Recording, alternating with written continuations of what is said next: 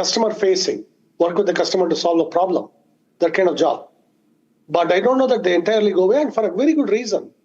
We have to ask, who is doing the buying and selling eventually? If our AI, robots, all that are going to do the buying and selling and enjoying the products, or humans going to do it? Is the economy for humans or is it for AI?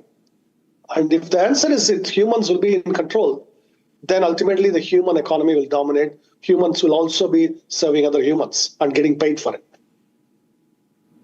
You also shared in your tweet, I completely agree with you on that. At the end of the day, we've become so carried away with the AI discussion. Sometimes we believe that we are going to be replaced, and I don't see that happening. But you shared a 5-step framework to help professionals and leaders navigate the threat that AI poses to white-collar jobs. And your post was in response, I think, to a tweet by London School of Economics professor Luis Garisano, who's argued that many professional jobs cannot be fully automated because they are quote-unquote messy and require complex judgment. So you are saying that we're still in stage 1 or 2 about AI's impact on companies and jobs. Can you tell us a little bit more about this? What makes you so sure? Yeah. You see, if it was anyone else, it would be something else. What makes Sridhar Vembu so sure that white-collar jobs will not be taken away? I would state it this way. If already AI is now at least 3.5, 4 years in, and a lot of these coding tools are now well into their 3rd or 4th generation now. And I don't think we have lost any meaningful number of jobs. If anything, overall, the number of jobs actually, even in software, has gone up. And even in the US, by the way, even in the US. So, and definitely in India too. So at least so far, the evidence is that jobs have not gone away. And then there is a second thing. There is, tens of millions of businesses out there that actually require help navigating this transformation. How do I best use these tools? Helping them navigate the transition itself are jobs. And so those kind of jobs get created. I mean, a good example, right? When the internet emerged, the World Wide Web emerged, a lot of people became, they set up websites for other companies. Those are still jobs. There are companies, small companies in small towns in India, from Tiruvannamalai or Indore, anywhere, that people are actually working in these jobs where they set up websites, all of that. In a similar way, they could transition themselves to helping companies worldwide take advantage of the best AI tools for a marketing campaign, maybe for setting up an app, all of this. So the jobs will change their character. And here India has an advantage. We have a youthful workforce that is very easily able to absorb all of this. I have programmers. Within like 3 days, they picked up these AI tools and they were very productive with it. 3 days. So that is what youth confers. On the other hand, you hear a lot of angst in the West because the workforce is broadly middle-aged and above about, hey, at this age, do I really need to learn all of this new stuff? How many times are you going to disrupt me? That sentiment is there. But somebody who's like 23 or 24, that's not their problem. They just go pick it up and learn. So for these reasons, I'm particularly optimistic about India. So you've always believed, and you have defied, global expectations by being a bootstrapped, billion-dollar plus, many billion-dollar plus revenue company fighting with Salesforce, Microsoft. So you've shown that it is possible to do things in a Bharatiya way, in an Indian way. And that's what makes you unique. That's why I'm having this chat with you, Sridhar, because we hear only from the tech bros of USA otherwise. You're the best tech bro that India has. And therefore, in a way, what you're saying would make a lot of sense to people watching my program in India. So you said at the India AI Summit that we are investing a lot in a lot of the smaller models. They should be unglamorous right now, but they get the job done. And then you further said that this is going to be the norm in India, where a lot of smaller, resource-efficient, energy-efficient models happen, and then we scale up over time as the costs decline. Yeah. And most importantly, you admitted that right now we are rapidly deploying AI in the software development. We are seeing massive productivity gains in it. So if I take all of this together, it appears to me, Sridhar, that you are working on a unique model that is better applicable in an Indian setting, considering our demography, our locally available talent, and our ability to punch above our weight in terms of working hard. Am I getting this right? I mean, are you trying to evolve something? Are people like you trying to evolve something where AI becomes more India applicable AI, and then we compete with the world? Can you explain how this will happen? Yeah, right after my keynote, Sarvam AI launched a whole bunch of models built for India, translating across languages. Really beautiful work they have done. I think you should actually also talk to them. They're No. good By the people. way, Sridhar, I just on a side, do you know this? Pratyush was here, and he okay. came here 2 weeks back to our campus, and then he came Nice. with a bunch of his engineers. And last time, in the budget speech, Nirmala Sitharaman's speech was live, translated with very little latency time into Hindi and Kannada on our sister network. So we are working with them. Very nice, very nice. I'm so glad to hear it. So that's an example of very useful productive innovation done at scale at a very low cost. It's a price point we can afford, right? That's an example. And we have, every time we go to the airport, the whole Digi Yatra, all of that. Then every time we make a payment through UPI.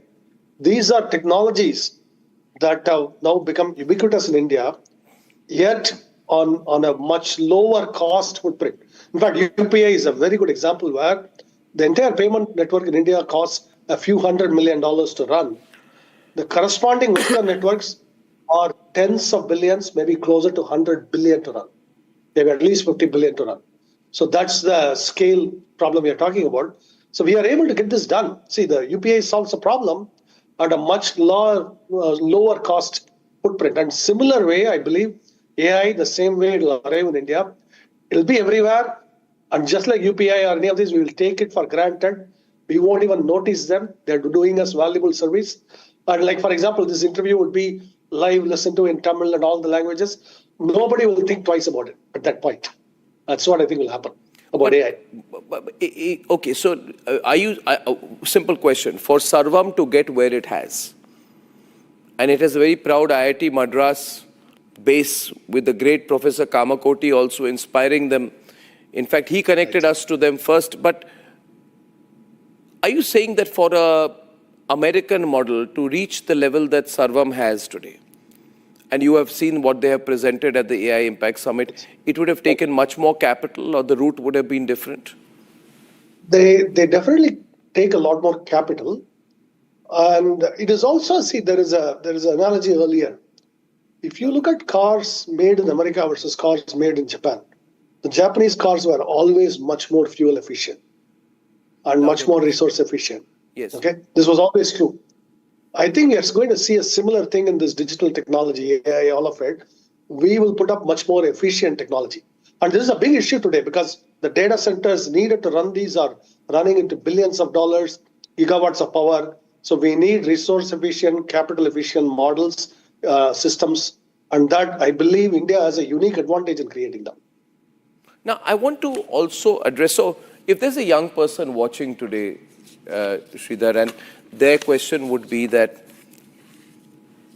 should we change the direction of our education, our purpose, our applied profession? Should we panic when we hear stories about, IT, BPO going away, all applications going away, zero jobs, etc.? Should young people change their approach?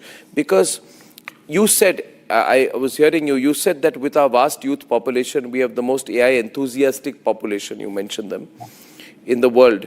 We're adopting it faster, AI faster than other nations. Now, let's examine the flip side then, Sridhar. India's demographic dividend depends on mass employment. What happens to coding, testing, documentation, analytics, customer support, which you are an expert in? nobody better than you in this country today to tell us an answer to this. That when OpenAI, Google are aggressively building towards all of this, what happens to our original IT services model that was built on manpower scale? Yeah. This is actually, my answer is somewhat nuanced here. In fact, Anthropic CEO Dario Amodei just 2 days ago in Bangalore mentioned the same point. He was asked, so what do software engineers do if AI writes all the code or most of the code? He said, and this is something that I agree with him, and I also thought the same thing, you get closer to the customer and solve the customer problem.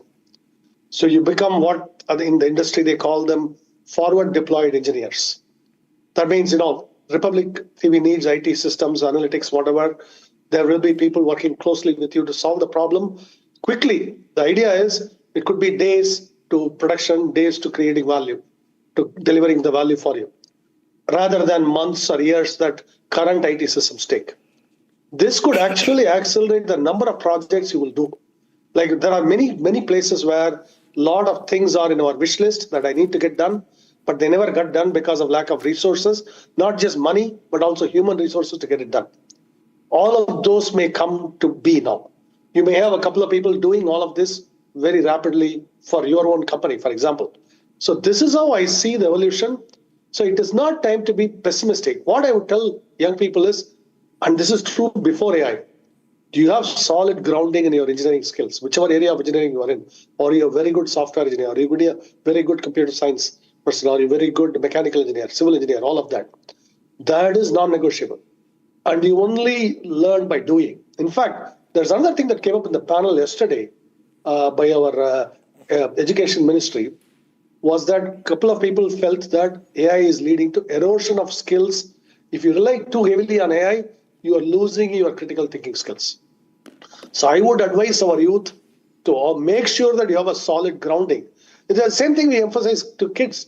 Just because you have a calculator, you are not allowed to escape from memorizing multiplication tables, right? It's the same with AI. AI is a better multiplication table. You don't want to outsource all your thinking to it. You want to be able to use it, but not abuse it where you let your own skills decline. So that's what I will tell you. Are we going to transition from code writers to AI supervisors and business consultants? And if that is the case, are our engineering colleges prepared? Are Tier 2 and Tier 3 city graduates equipped for that transformation? Or will this benefit only, the shift to AI is benefiting only students or people from elite institutions? Will it widen inequality within the workforce? These are very legitimate concerns. I worry about this all the time. And what industry has to play a role in this, because yes, the colleges have to catch up on this. I think rural colleges are doing better, but they are doing a better job now than 10 years ago. This idea has seeped in that people have to be ready for the workforce, not just some academic passing exams. That idea, I think, is seeping in.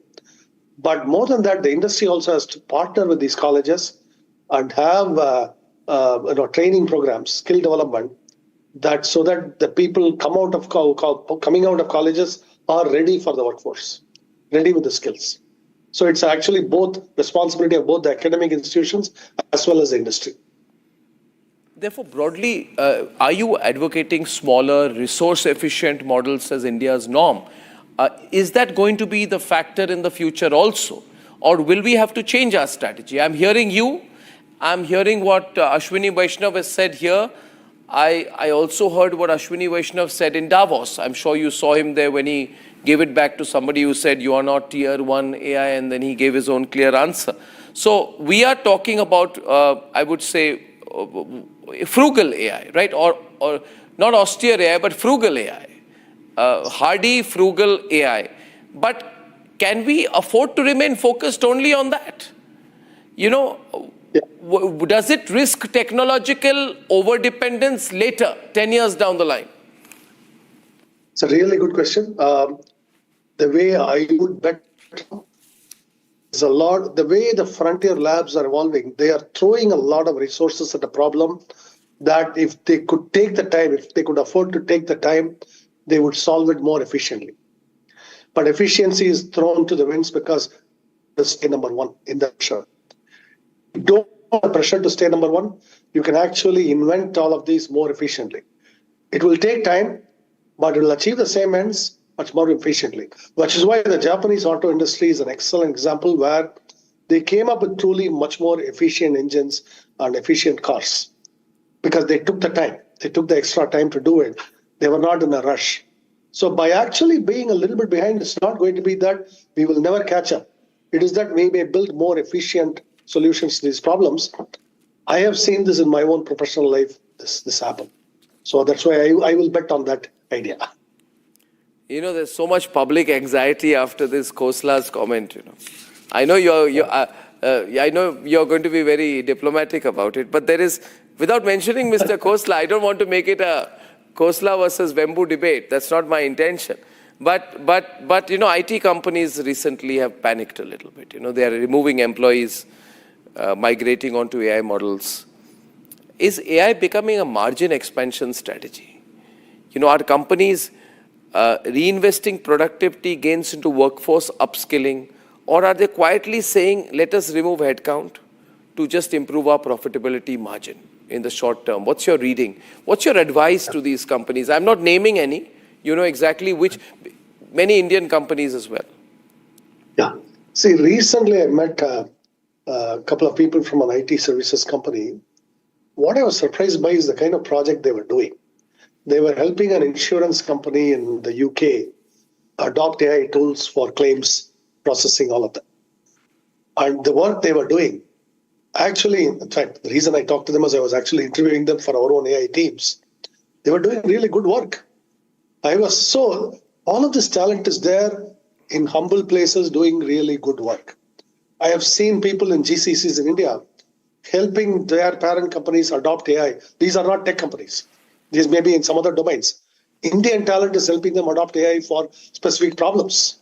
Right. So that's why I think this is a little too broad a brush to say our IT services companies are caught in some old guard. They're not. They're actually also doing some really leading edge work, helping companies transform into how to adopt these AI tools, all of that. I've interviewed people like that myself. So which is why I'm going to say that I don't agree with this doom and gloom on this. At the same time, I also don't want to minimize the challenge. It is time to be vigilant. It's time to be on our toes. But if we are on our toes, if we kind of act like the world is going to end, maybe we'll stave off that and we will come out well. My last question is on the hyperscalers, And again, you're a role model there, aren't you? I mean, you're someone who bootstrapped a company, made it so big, made it so effective. We feel so proud that there is one Indian company here taking on Microsoft, Salesforce, and doing it its own way. Now, major technology companies are investing a lot in India. Google says we'll invest 15 billion to establish a first AI hub. Microsoft followed with 17.45 billion commitment to expand cloud and AI infrastructure. Amazon, they're all in a race, with each other. Amazon is saying we'll put 35 billion. The target is longer, 2030. Now, these commitments are part of a broader investment pipeline.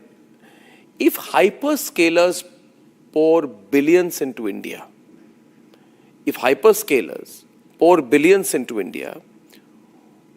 who really owns the strategic layer? The infrastructure host country, given the changes that have happened in the budget also proposed, or the model builders who control the algorithms, data sets, and the distribution? Yeah, these are really good questions. These also go to the regulatory frameworks for all this. But first of all, these investments create construction jobs, a lot of infrastructure jobs, all of this in India. They also create the know-how and expertise. So from that point of view, these are really boon to the regional economies and, in a sense, the national economy as well. Second, these assets will be in India, subject to Indian law. One way or the other, they have to be, right? They cannot be subject to some other law. They are in our land here, in our shores. So that is why, long term, if there is someone trying to weaponize us, it is better to have the data centers here. Then Indian law will apply. So they cannot weaponize against us.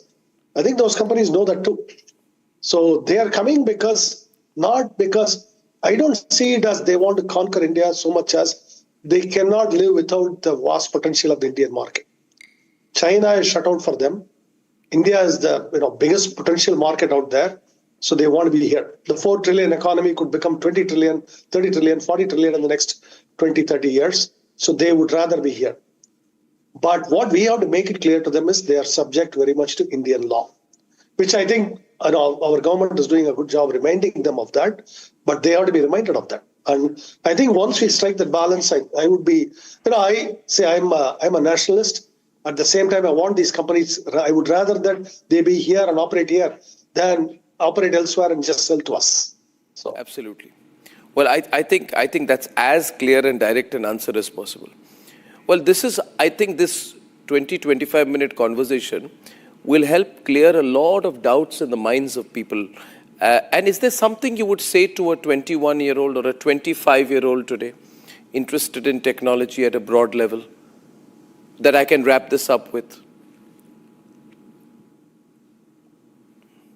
I lost the link there, I think. Is it? We will wait till we get his frame back, because that's one part I know.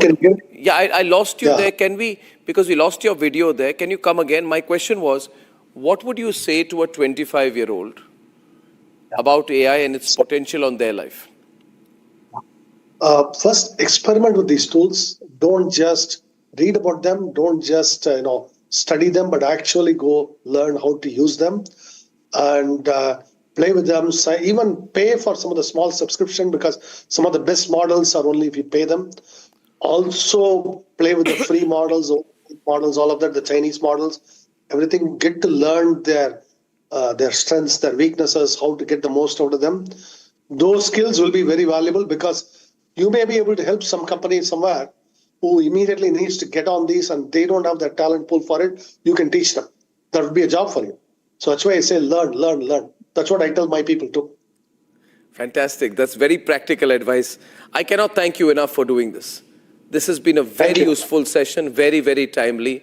Please enjoy the rest of the OpenAI, the whole AI Impact Summit. And I look forward to talking to you soon again, Sridhar. Thank you. Thank you.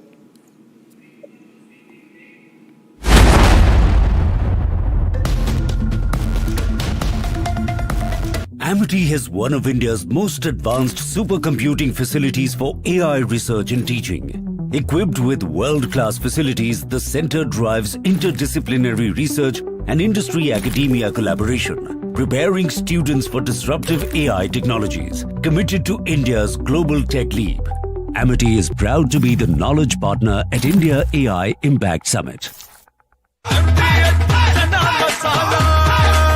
अब छोलिया हो या लोबिया, सफेद चने या काले चने, सब कुछ मजेदार बने।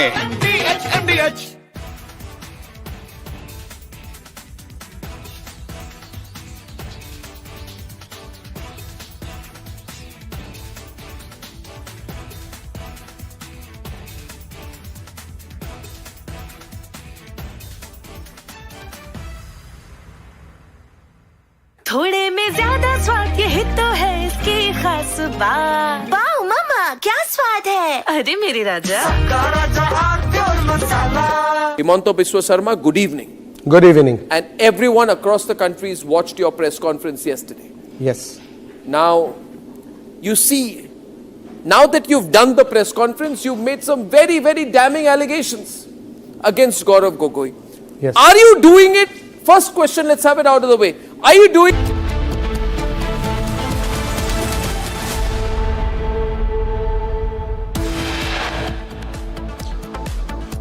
CCTV and crash aftermath raw footage emerges from a Delhi real crash site.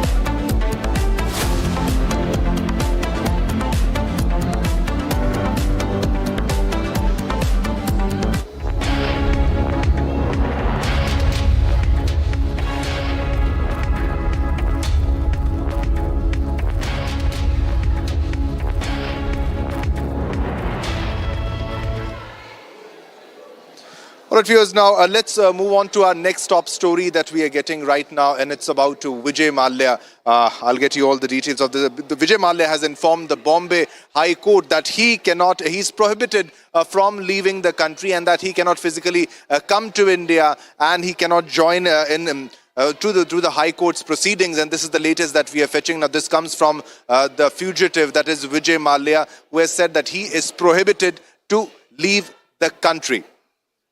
All right, and he said he's neither allowed to apply for or nor possess any international travel document. He further stated that he is unable to specify an exact timeline for his return to India. This is after the Bombay High Court said that if Mallya wants the court to consider his petition challenging the validity of the Fugitive Economic Offenders Act of 2018, FEO Act, he should return to India.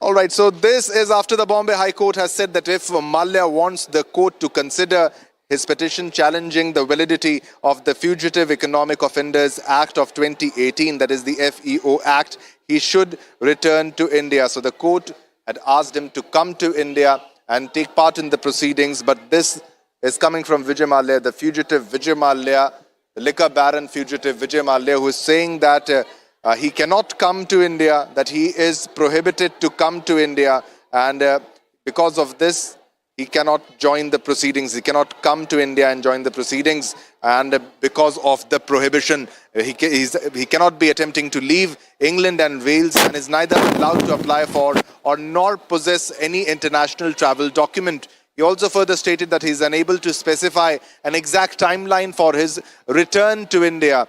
This comes from the fugitive Vijay Mallya, the liquor baron fugitive Vijay Mallya. Now, this is after the Bombay High Court said that if Mallya wants the court to consider his petition challenging the validity of the Fugitive Economic Offenders Act of 2018, that is the FEO Act, he should return to India.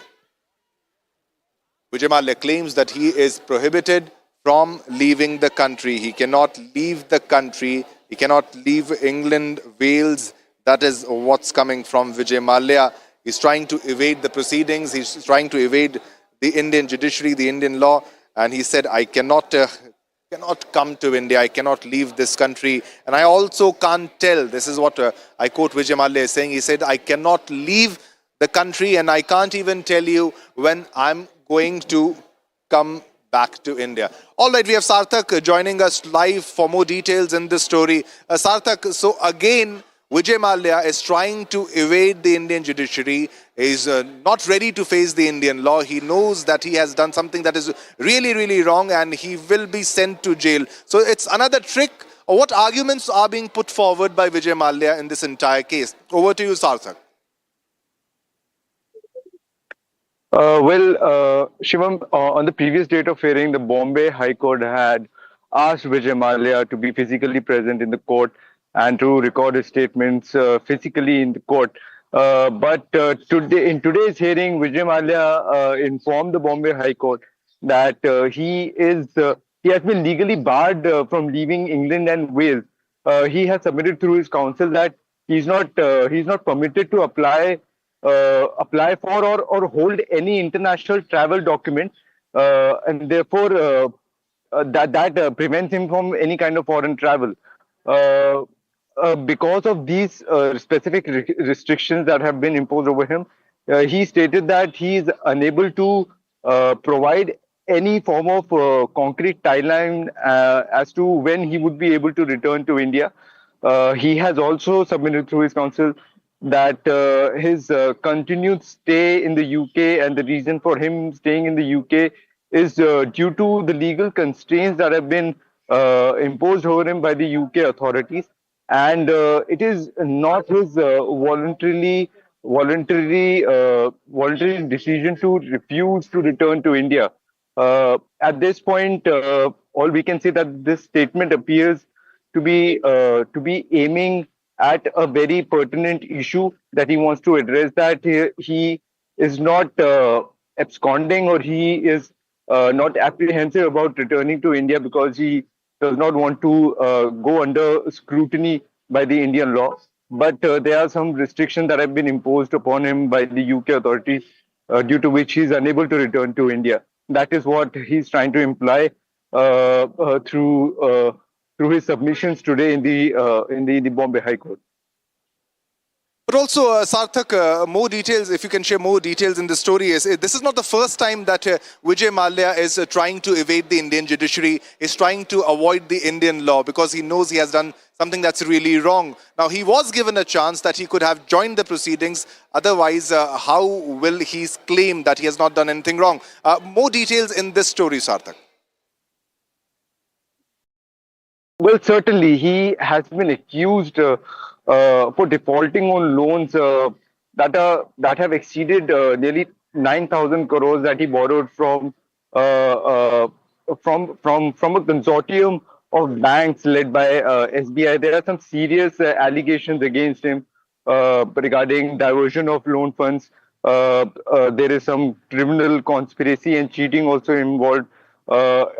This particular case that we are dealing with right now, the hearing that took place today, and the hearing prior to this was regarding money laundering under PMLA. The CBI and ED have also initiated. Sarthak, thanks a lot. Thanks a lot for sharing the details of this story. Ladies and gentlemen, we are getting another big breaking news right now. At this moment, it's a breaking news that is coming in, and it's about Pakistan. And it's again embarrassing. And in an embarrassing moment for Pakistan, the hockey team of Pakistan was left stranded in Australia after hotel bookings were cancelled due to unpaid bills. Pakistan couldn't pay the bills for their hockey team, and there is a sheer humiliation in Sydney for Pakistan's hockey team. They were left stranded in Australia after their hotel bookings were cancelled because the payment wasn't done, the unpaid bills. Now, players faced hours of uncertainty on the roads and at the airports. It's a very embarrassing moment. Yet again, nothing new for Pakistan. Pakistan's hockey team was left stranded in Australia.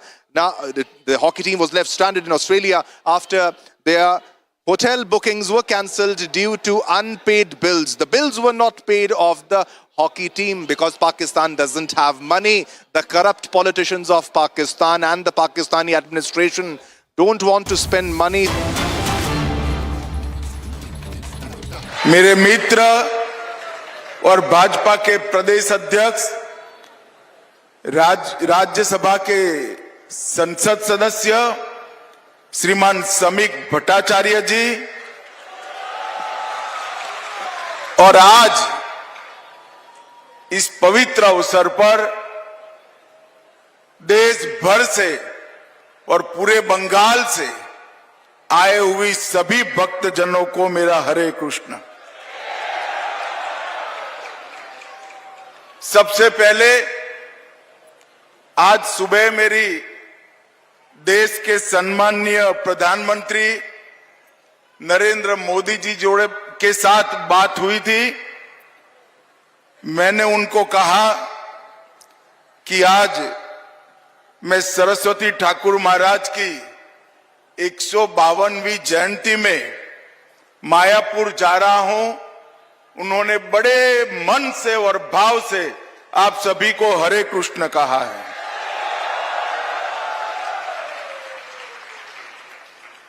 भाइयों बहनों, भी संबोधन में सम्मान के साथ मुझे कहा कि भारत के गृह मंत्री अमित शाह आज कार्यक्रम में आए हैं। मैं यहां पर भारत के गृह मंत्री के नाते नहीं आया, चैतन्य महाप्रभु के अनन्य भक्त के रूप में यहां पर मैं आया।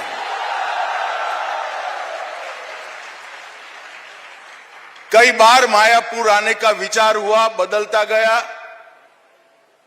महाप्रभु की ही इच्छा होगी, मगर आज ये संयोग बना कि जहां चैतन्य महाप्रभु ने स्वयं लीला की है, यही मायापुर में मैं आज विशाल भक्त समुदाय के सामने सबके दर्शन कर रहा हूं।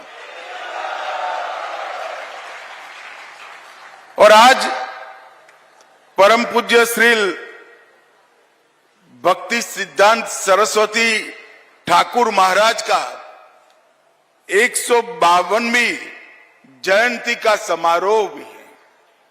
तो एक प्रकार से मणिकंचन योग है, स्थान भी पवित्र है, दिन भी पवित्र है और पूज्य संतों का यहां पर सानिध्य भी हमारे सामने है। मित्रों, आज मैं चैतन्य महाप्रभु, प्रभु नित्यानंद, श्री अद्वैत जो महाविष्णु के स्वरूप है, गदाधर और श्रीवास, ये सभी को प्रणाम कर कर मेरी बात की शुरुआत करना चाहता हूं। मैं जब यहां आया हूं तब मायापुर धाम में भक्ति सिद्धांत प्रभुपाद जी और भक्ति वेदांत प्रभुपाद जी को मन पूर्वक प्रणाम कर कर मेरी बात की शुरुआत करना चाहता हूं,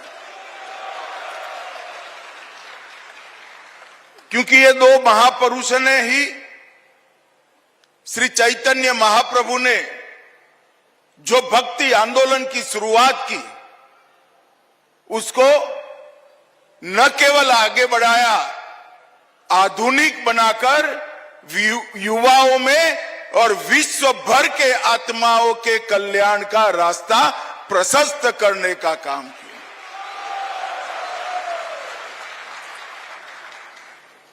श्री चैतन्य महाप्रभु ने एक ही जीवन काल के अंदर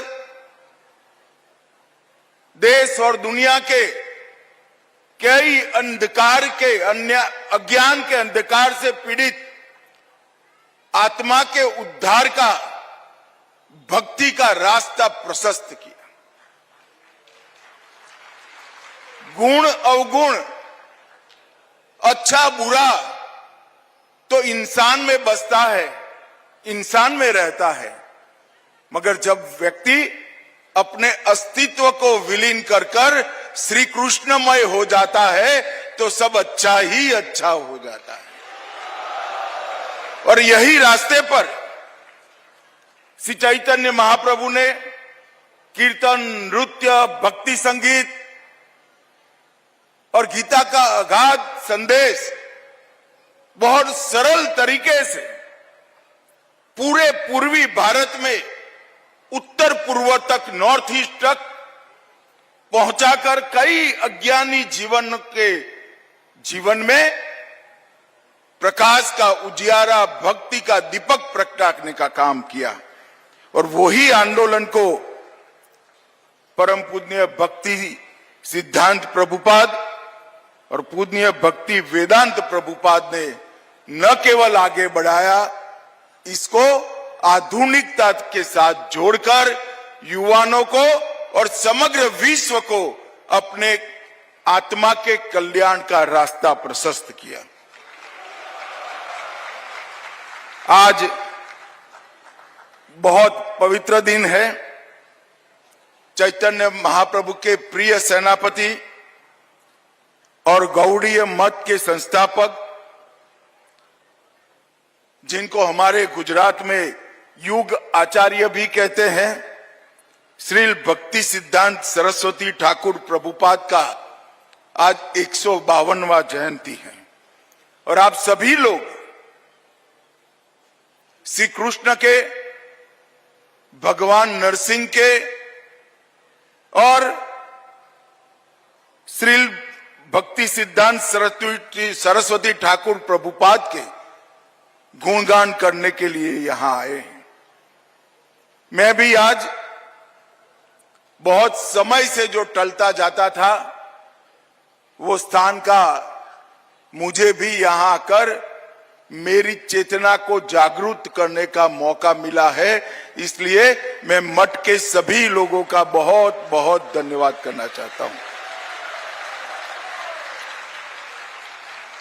कोई व्यक्ति अपने एक जीवन में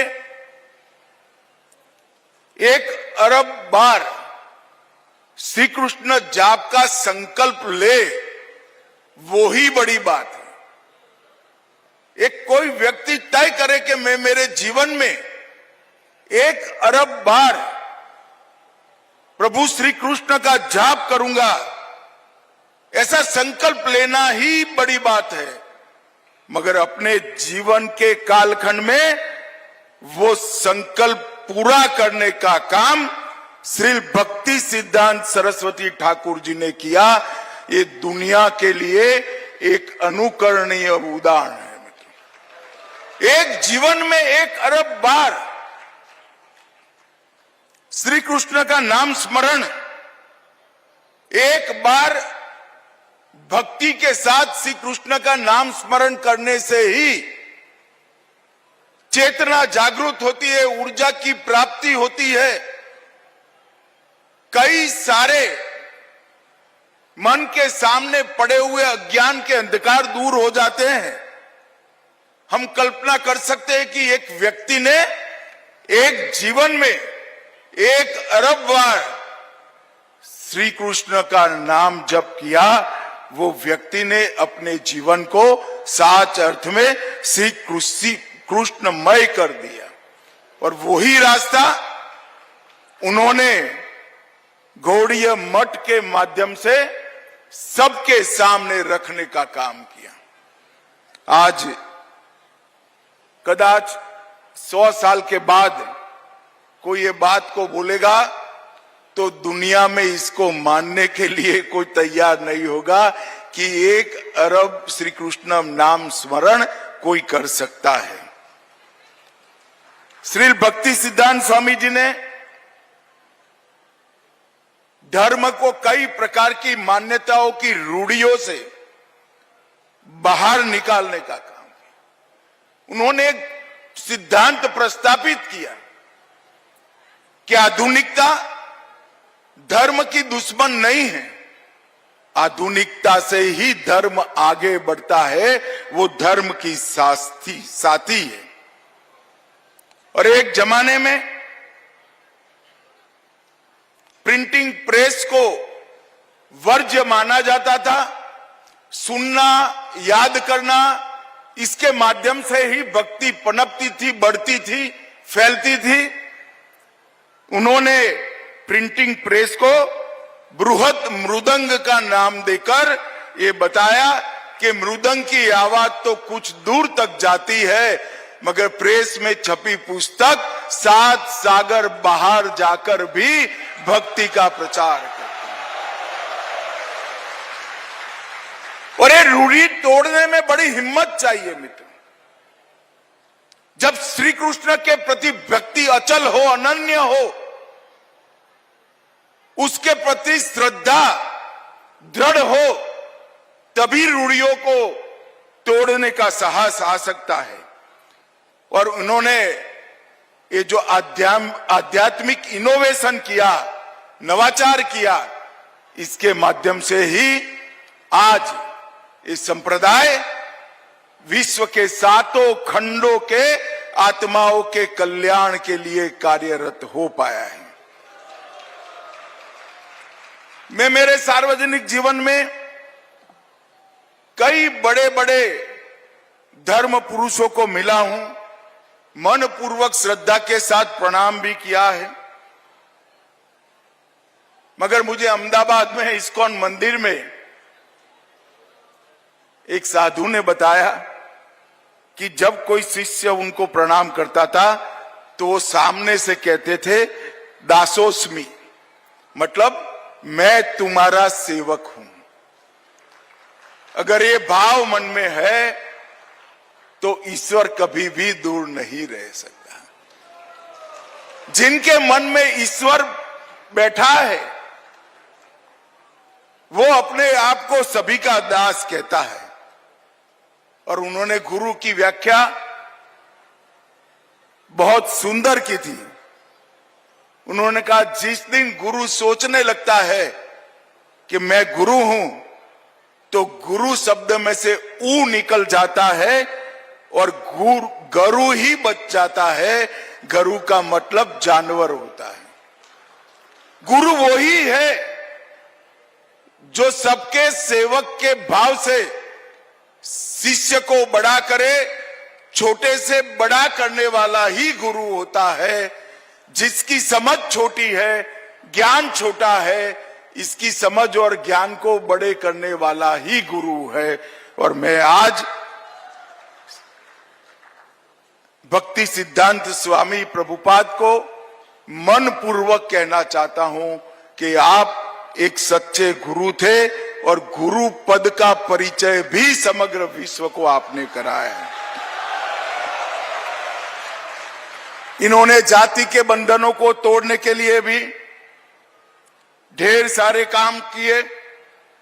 महाभारत काल के बाद पहली बार भक्ति सिद्धांत प्रभुपाद जी ने, जो जन्म से ब्राह्मण नहीं थे, उनको यज्ञ पवित्र देकर उनको ब्राह्मण बनने का अधिकार दिया।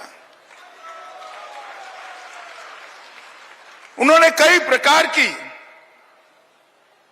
रूढ़ियों को तोड़ा और युक्त वैराग्य की नई व्याख्या समाज के सामने की, कि वैराग्य का मतलब दुनिया को छोड़ना नहीं है, दुनिया की हर वस्तु को श्री कृष्ण की सेवा में लगाना ही वैराग्य है। वैराग्य का मतलब अपने अंदर की बुराइयों से दूरी कर देना। वैराग्य का मतलब संसार में सब कुछ छोड़ना नहीं है, बुराइयों को छोड़कर समस्त संसार को श्री कृष्ण की भक्ति में लगाना ही वैराग्य है। और आज ऐसे युग दृष्टा, युग पुरुष, महापुरुष का 152वां जन्म जयंती है। एक प्रकार से कई लोग भक्ति सिद्धांत प्रभुपाद जी को जीवंत विश्वकोश भी कहते हैं। वो खगोल विद्या के बड़े जानकार थे, गणित और संस्कृत का बहुत अध्ययन रहा उनका, और फिर भी सभी कुछ श्री कृष्ण के चरणों में समर्पित कर भक्ति मार्ग पर ही पूरा जीवन उन्होंने व्यतीत किया। हमारे वेदों और उपनिषदों में कहा है कि भक्ति बिना का ज्ञान अहंकार उत्पन्न करता है और ज्ञान सहित की भक्ति ट्रांसफॉर्मेशन मतलब रूपांतरण लाती है। वेदों के ये वाक्य को भक्ति वेदांत जी ने पूरे जीवन आचरण कर आगे बढ़े। मित्रों, आज मैं जब यहां आया हूं तब मायापुर में जो आध्यात्मिक केंद्र बन रहा है, मुझे सभी परिचय करा रहे थे। मैं संस्था को ये कहकर जाना चाहता हूं कि ये आध्यात्मिक केंद्र से न केवल देश, पूरे विश्व के भक्तजनों को बहुत बड़ी उम्मीद है कि यही केंद्र विश्व के कल्याण का कारण बनेगा। और ये मायापुर धाम में बनने वाला ये केंद्र कई युगों तक भक्ति मार्ग का प्रतिपादन करता रहेगा। चैतन्य महाप्रभु, भक्ति वेदांत प्रभुपाद, भक्ति सिद्धांत प्रभुपाद, इनके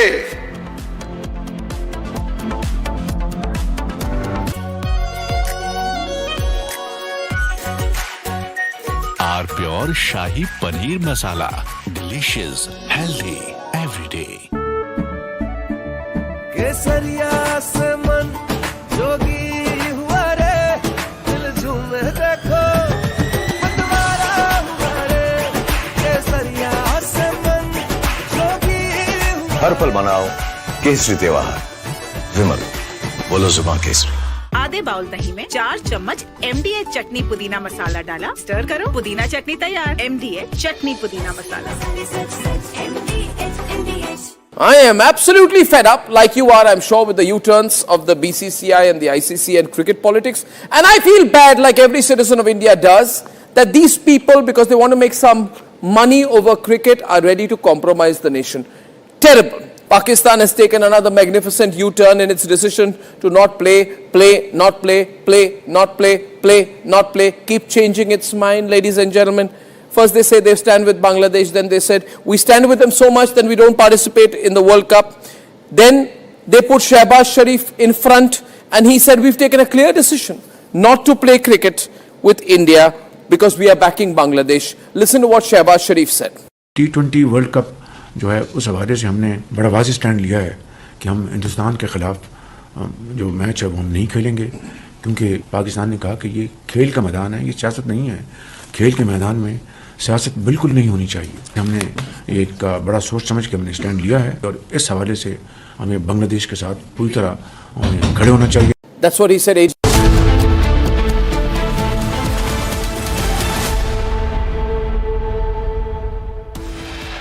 Fugitive businessman tells Bombay High Court he can't return to India, cites UK travel ban. CCTV and crash aftermath. Raw footage emerges from Delhi Real crash site.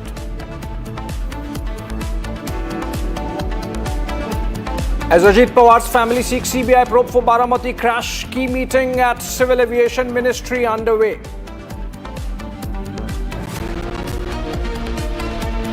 A decision by the Telangana government to allow Muslim employees to leave offices an hour early during Ramzan has triggered a political debate.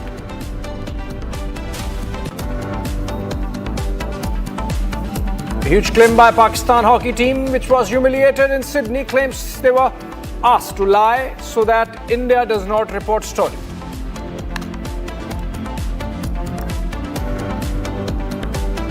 Anil Ambani has been summoned for questioning today in connection with an investigation into his group entities, including Reliance Communication and Reliance Power Limited, summoned by the ED.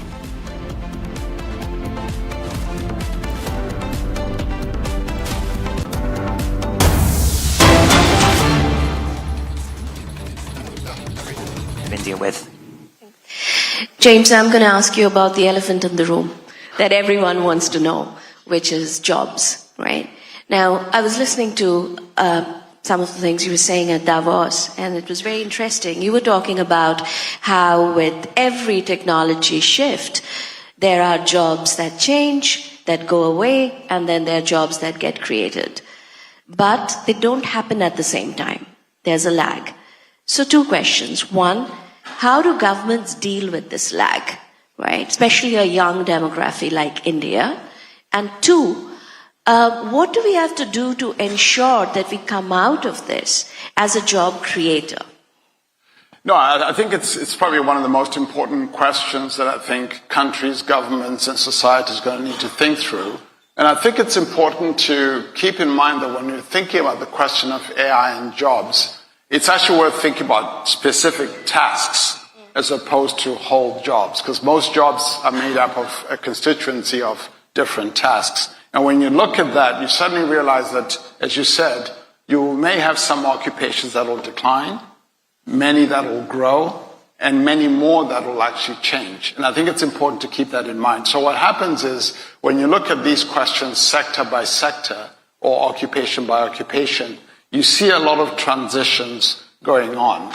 But to the question of what should governments do to make sure that, in fact, there are growing jobs and enabling the change that happens, I think one is to focus on skilling. One of the things that happens in all these transitions, whether it's people who are transitioning out of jobs that are declining or jobs that are growing or jobs that are changing, is that the skills required change. So investing in skills and literacy and so forth, I think is foundationally important. The other thing that's important is also the continued kind of investments that countries and governments like India are doing in infrastructure and innovation, because a lot of the jobs that will grow will come out of those investments in infrastructure as well as investments in innovation. When you grow businesses, you grow companies, and you have innovation in the economy, that's what leads to job growth. So I think those investments in innovation, both in the infrastructure and the innovation, but also in the skills, is what governments need to focus on. I think what you said is so important, that you cannot have sort of a macro view of jobs. You need to start understanding which tasks are going to get impacted. You need to start planning for that. You need to start planning for which sector. So we really have some work to do to figure out where will we get hurt the most, what are the opportunities, and then plan for it. And I think that's an excellent advice. Absolutely. Yeah. Sundar, if I may come back to you, the other elephant in the room, are we going to see an AI bubble or are we not? Right? Now, a lot of CEOs, when you look at it, talk to enterprise CEOs, they are worried about really scaling up investments because they're worried about, are they going to be able to justify the cost, what will the board say, etc., etc. Help us understand, based on your experience, based on Alphabet's experience, how should CEOs deal with this question and deal with this problem today? You know, we live in a truly global world. I thought if I left the US, I could avoid this question. But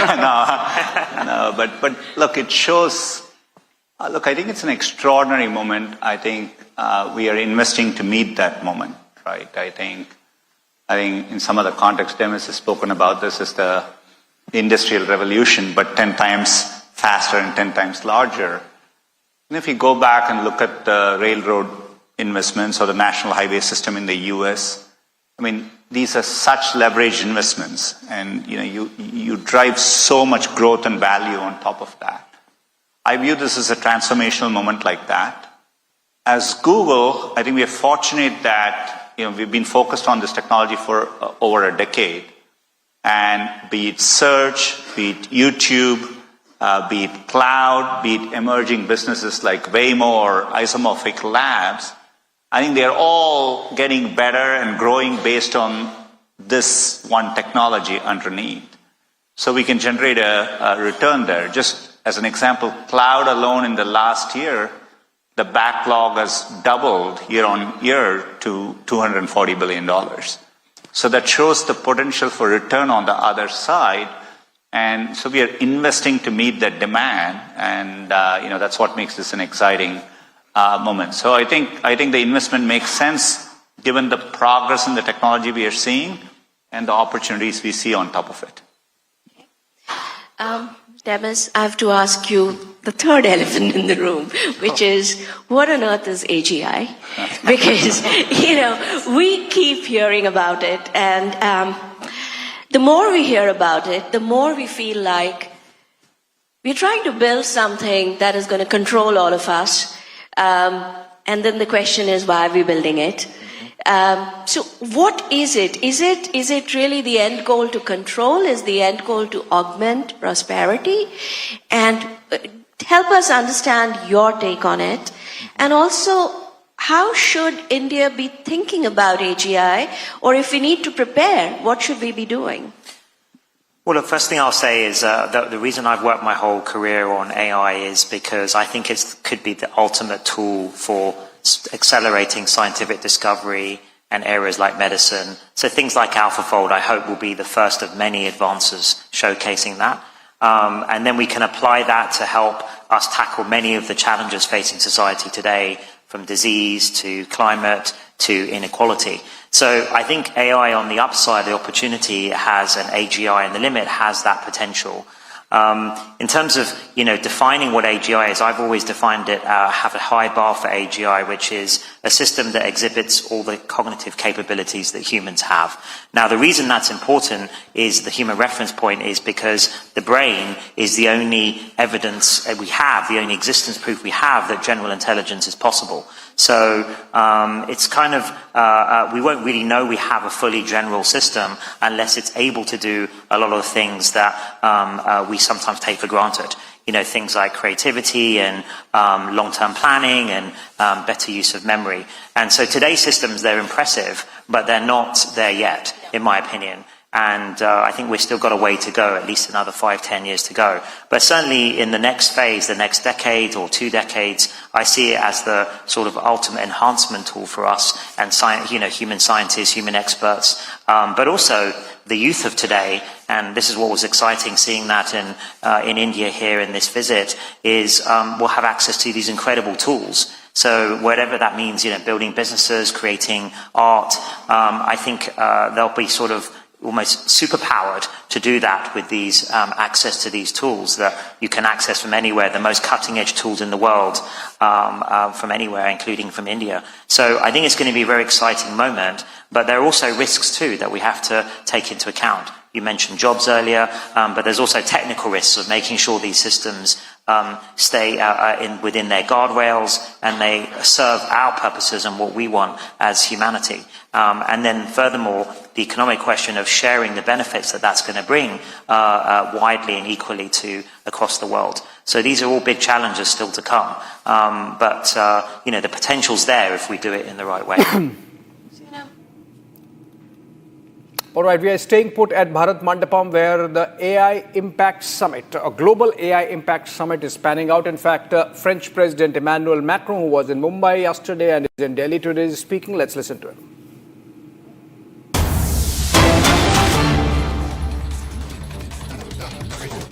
Our sourcing and as well as a visa facility.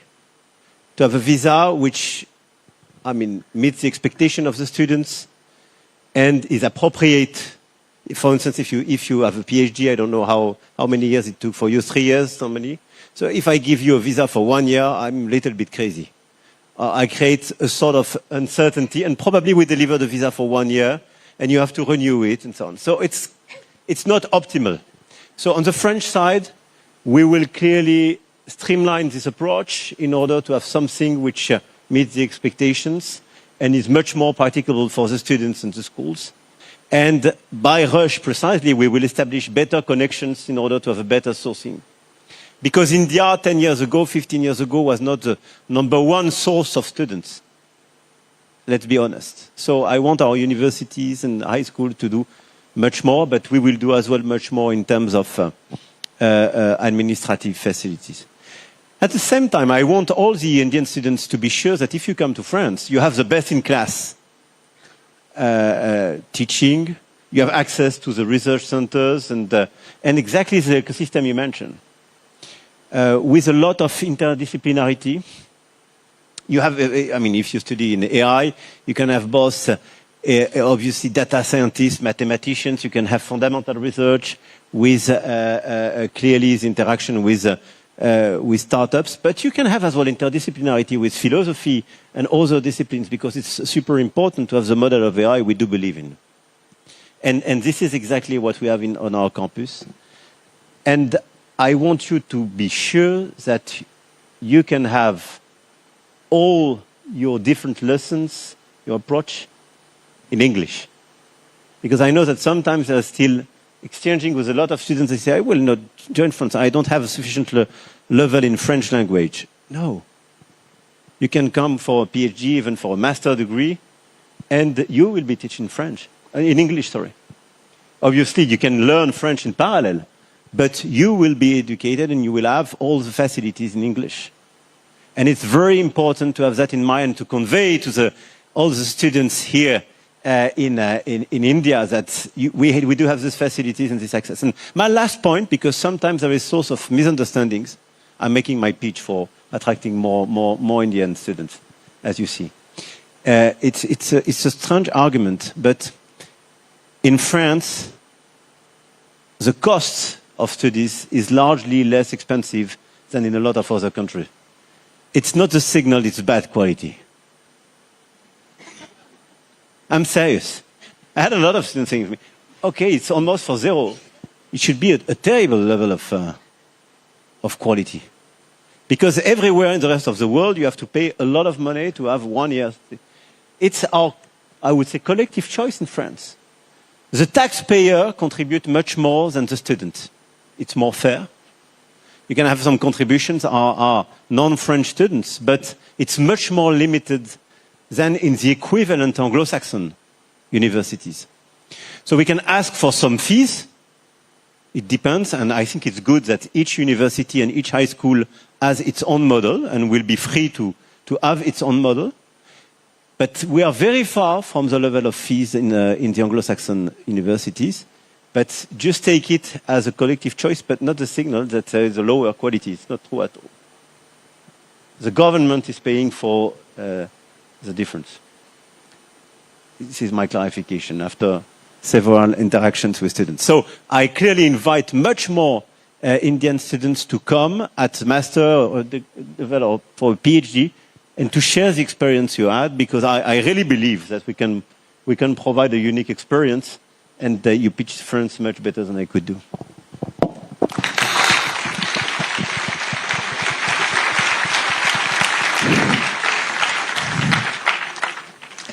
I hope some of the students sitting behind us got convinced. And thank you. We're going to count how many of you we take back in the plane.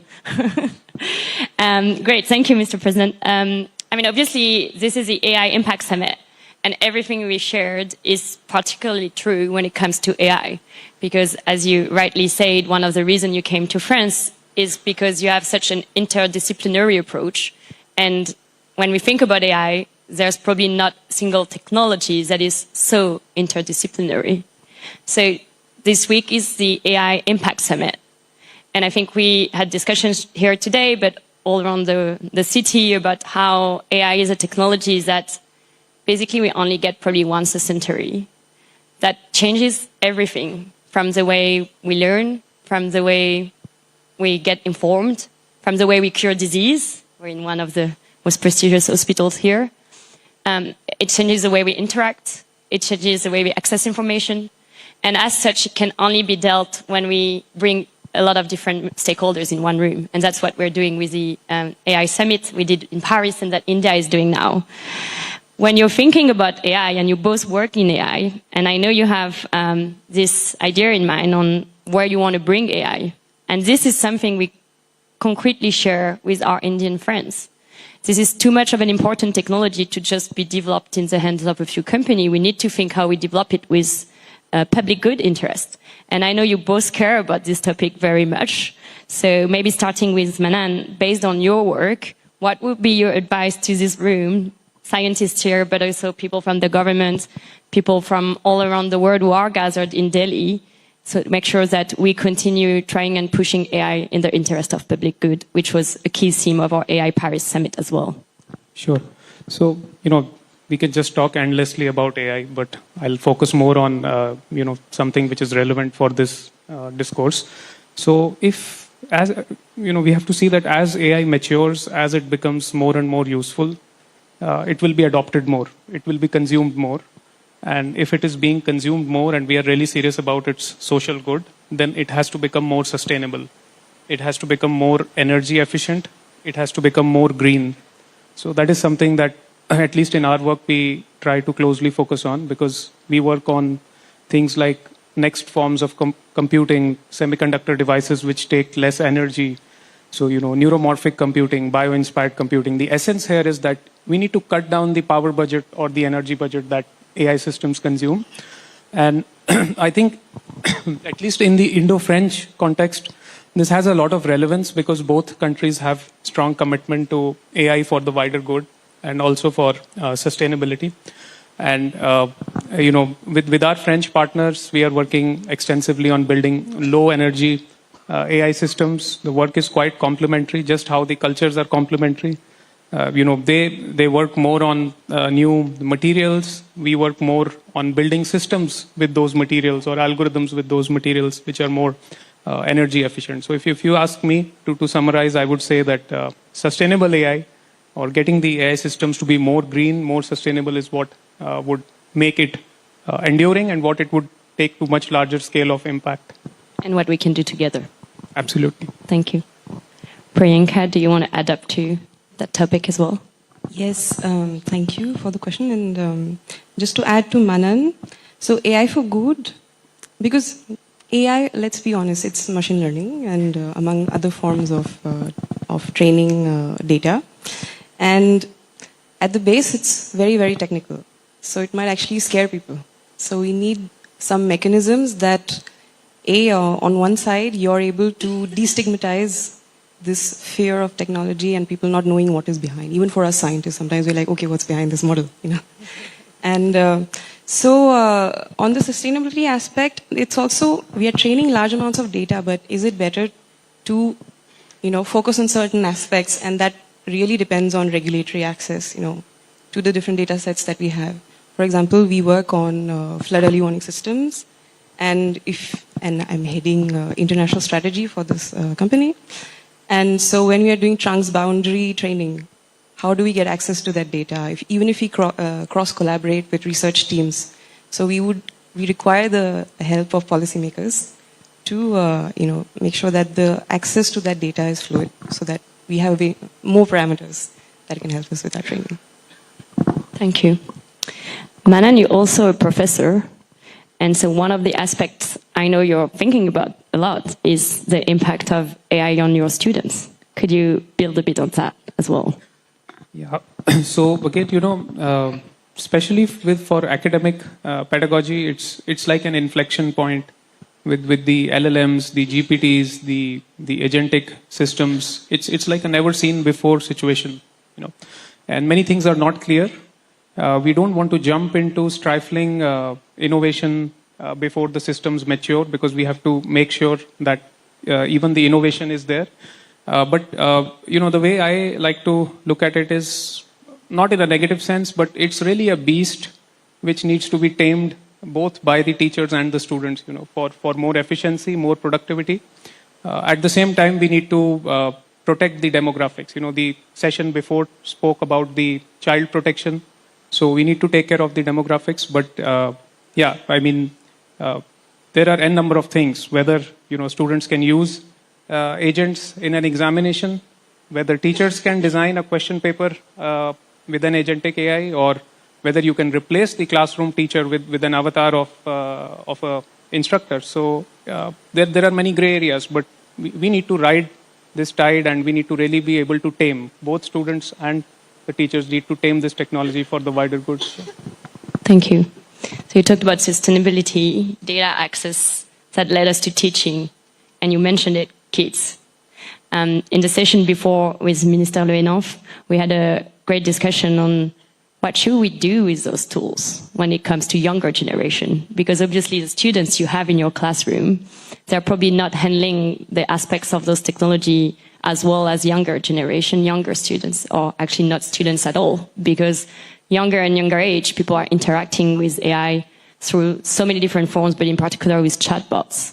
And those chatbots, they converse, they engage with you, sometimes they get in your intimacy, and it has so much consequences on younger people.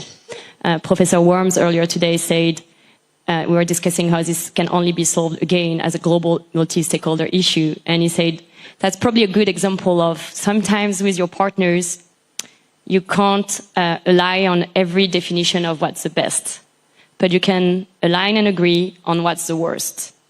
And the worst on AI chatbots and children is probably a scenario we've already seen unfold in front of our eyes when we think of social networks. So how do we come together and address this issue before it has...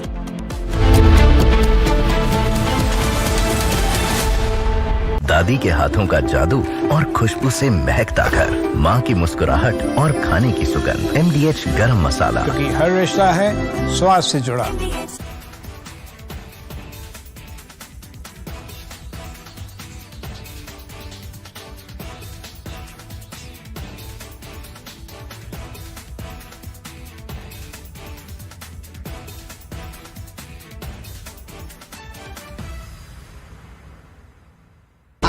pure सूजी pasta उबालो मिलाओ और खाओ 8 minute में तैयार क्या taste है सबका राजा pure masala Himanta Biswa Sarma, good evening. Good evening. And everyone across the countries watched your press conference yesterday. Yes.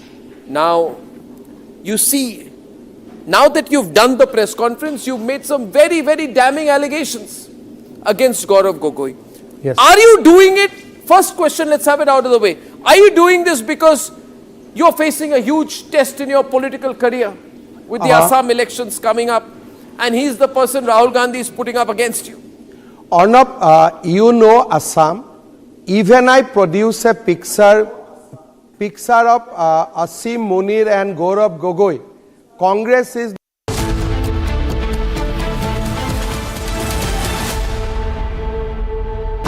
Pure सूजी पास्ता उबालो मिलाओ और खाओ 8 मिनट में तैयार। क्या टेस्ट है सबका राजा hardcore masala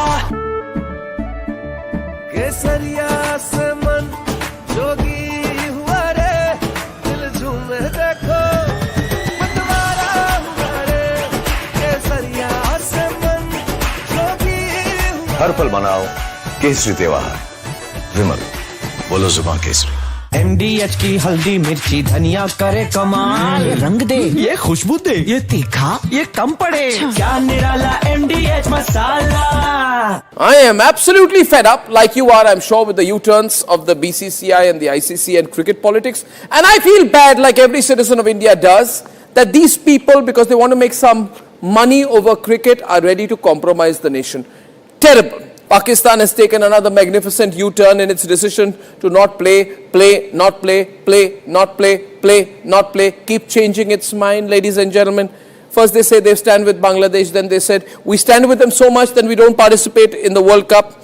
Then they put Shehbaz Sharif in front and he said we've taken a clear decision not to play cricket with India because we are backing Bangladesh. Listen to what Shehbaz Sharif said. T20 world cup जो है उस हवाले से हमने बड़ा वाज़ेह stand लिया है कि हम हिंदुस्तान के ख़िलाफ़ जो मैच है वो हम नहीं खेलेंगे क्योंकि पाकिस्तान ने कहा कि ये खेल का मैदान है, ये सियासत नहीं है। खेल के मैदान में सियासत बिल्कुल नहीं होनी चाहिए।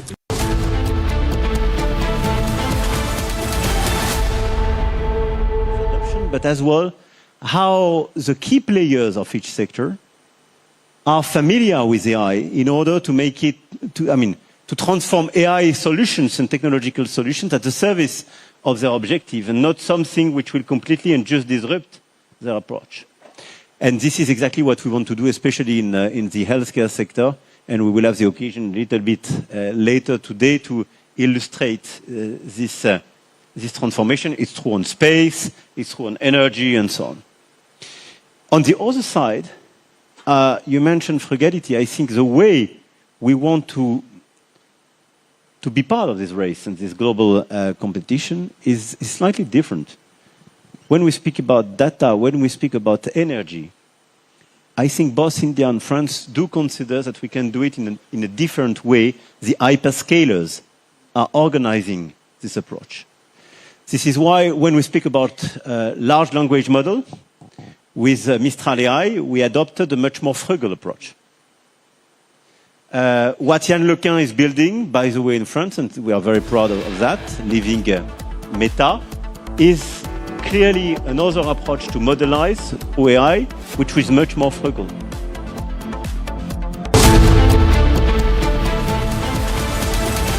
ये है सीक्रेट रेसिपी MDH का जीरा सिर्फ जल जीरा मसाला।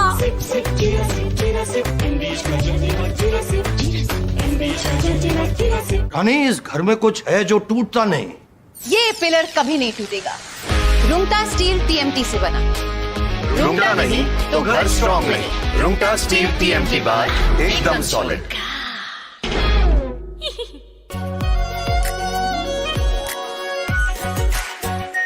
Are pure shahi paneer masala, delicious, healthy everyday.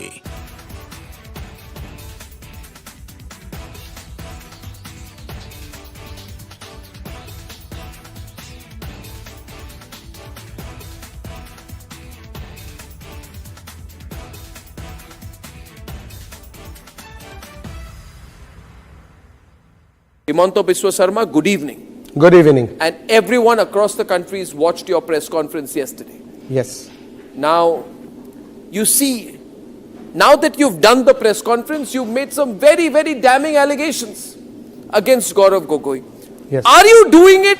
First question, let's have it out of the way. Are you doing this because you're facing a huge test in your political career with the Assam elections coming up, and he's the person Rahul Gandhi is putting up against you?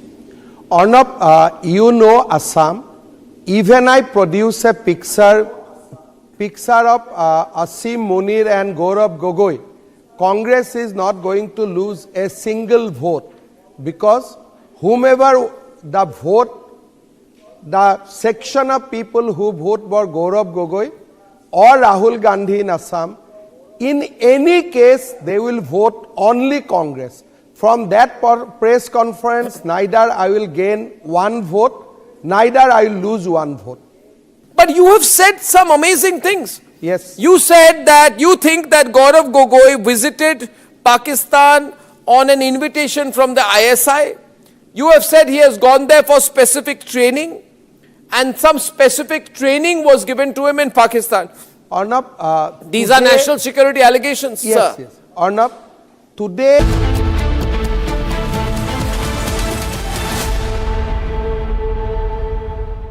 थोड़े में ज्यादा स्वाद यही तो है इसकी खास बात। वाओ मामा, क्या स्वाद है? अरे मेरी राजा, राजा और मसाला, केसरिया से मन जोगी हुआ रे, दिल झूमे देखो मतवारा हुआ रे, केसरिया से मन जोगी हुआ। हर पल मनाओ केसरी त्योहार। विमल, बोलो जुबान केसरी। MDH की देगी मिर्च, देगी मिर्च का तड़का, अंग अंग फड़का। MDH की देगी मिर्च। I am absolutely fed up, like you are, I'm sure, with the U-turns of the BCCI and the ICC and cricket politics. And I feel bad, like every citizen of India does, that these people, because they want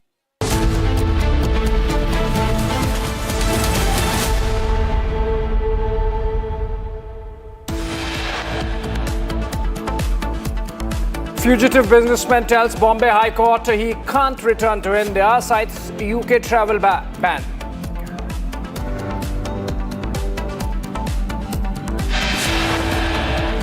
CCTV and crash aftermath, raw footage emerges from Delhi real crash site.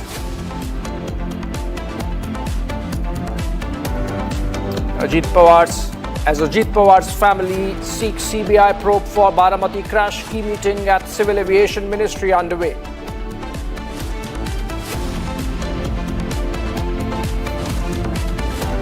A decision by the Telangana government to allow Muslim employees to leave offices an hour early during Ramzan has triggered a political debate.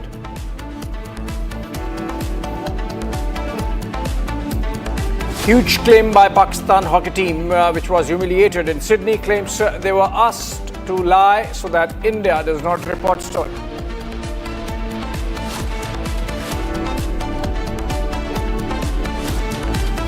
Anil Ambani skips ED summons for questioning in connection with the rupees 40,000 crore bank fraud case.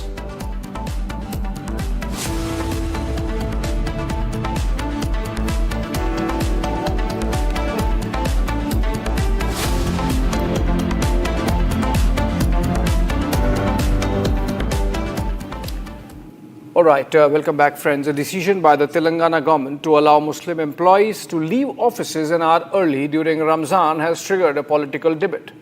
According to an order passed by the General Administration Department of the state, Muslim employees working as teachers, contractual and outsourcing staff, and working in boards, corporations, and public sector undertakings can leave office early to break their fast and perform religious prayers. So official time is 5 p.m.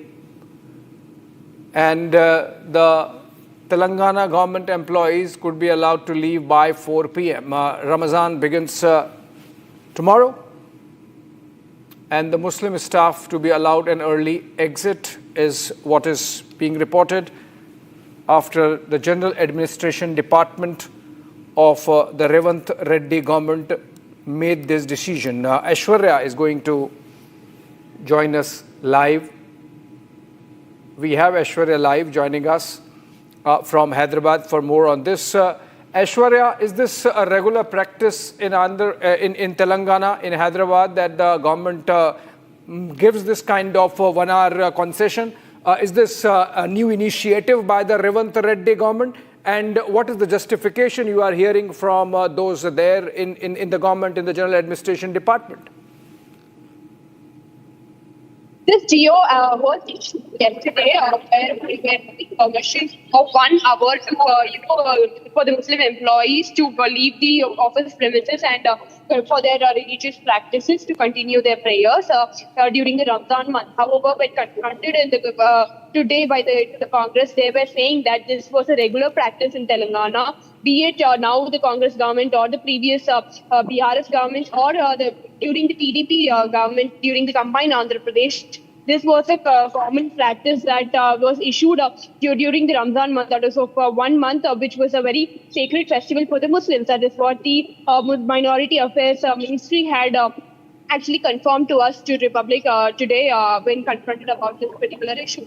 While they also said that this is something that the BJP is trying to incite the communal harmony while trying to make this a big issue. But however, this is something that was a common practice and is followed in the Telangana and also other states as well.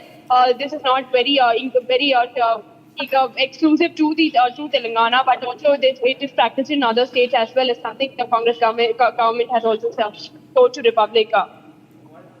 All right, Aishwarya tells us that this is a practice there which is prevalent in other states and seems a repeat of what had happened earlier. But of course, politics on the issue of whether this is pandering to vote bank is going to pan out. But we move on for now and look at some of the stories in Bharat in 1 minute. Dehradun District Court was evacuated after a bomb threat was reportedly received via email, causing chaos across the premises. Court staff officers and judiciary members were safely moved out. The dog squad and bomb disposal teams are on site investigating the threat. In a major setback to the special investigation team probing the Sabarimala gold theft case, a court granted bail to the chief priest of the temple. The court observed that the prosecution and the probe team failed to establish the link he has with the key accused, Unni Krishnan.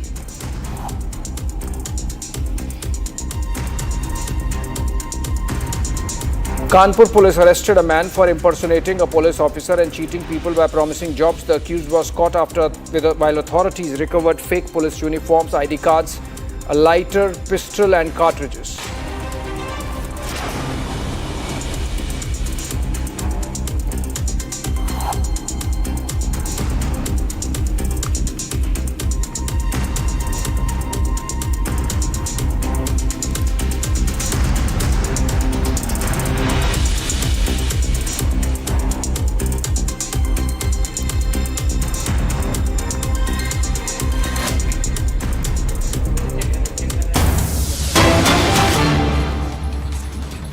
Okay, we are getting a breaking news development coming in connection with the Galgotias University row, and the Galgotias University has been directed to immediately vacate its stall at India AI Impact Summit Expo in New Delhi. Now, new directive follows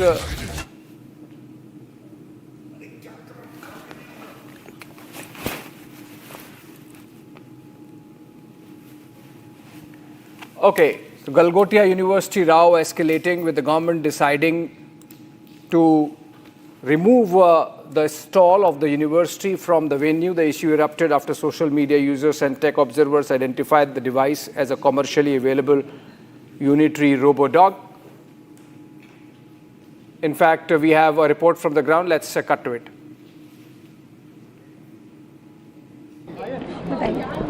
आप यहाँ मत खड़े होइए। हाँ, इधर इधर इधर। वो मैंने कहा। One of question, I'm here. इधर आ जाइए। क्या चक्कर है, तुम बीच में क्यों घुस रहे हो भाई? Sir, Amit sir. Miss Neha, if you could just explain, have you been asked to vacate this arrangement? Ma'am, I think we have better questions to take up. How the things which were not intended to came across, how the things were misinterpreted, how the students' work which was supposed to be showcased in this summit is taken into clarifying controversy. So these are more important questions that we should be answering. But what you're asking, we have no such directives. No, the question is that everybody is raising the question, and it's about the reputation of a summit that is being the first one in South Asia, ma'am. The claims that have been made about this robotic dog, this robot becoming, in fact, being manufactured at the center of excellence. That was the claim. All right, we are at the AI Impact Summit at the Bharat Mandapam. This is the Galgotias University Pavilion, and the lights have just gone off. The lights have been turned off amid the controversy surrounding the robot that is alleged to have been passed off as a maid at the Center of Excellence of Galgotias University, but it was a Chinese-made robot. Now, we had been asking the representatives, the professors, that have you been asked to vacate this venue? They were tight-lipped. They were saying that we are not aware about any such intimation, no communication to vacate this place. But now, as you can see, the other pavilions, they're all lit up. You can see the difference. And now, Galgotias here, you can see the lights have just been turned off, and they will be asked to vacate. All the models are being taken off. As you can see that the models will be taken off very, very soon. So there were different AI models, but they have all been cleaned up. This is all being removed. So as you can see that this will be no more a pavilion for the Galgotias University amid the and the electricity has been disconnected, as you can see. That is, of course, showing it's a clear evidence of the Galgotias University being asked to move out. And this is, of course, we have tried to speak to the professors as well. And we have tried to, and they are clearly they're very disturbed. They're not speaking right now. They are being chased by media persons, but they are not ready to speak right now as the electricity has been disconnected. It has been cut off.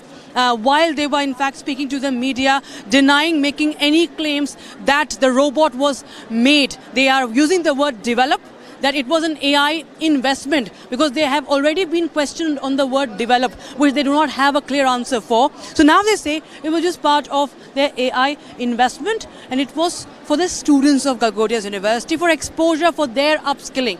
So this is right now the state of affairs. It's coming in as an embarrassment, in fact, for the AI Impact Summit. This is the first of such AI summit in Global South. India takes pride in this, this convergence of the leaders from the world of AI, the tech, and entrepreneurs. But what has happened at the Galgotias?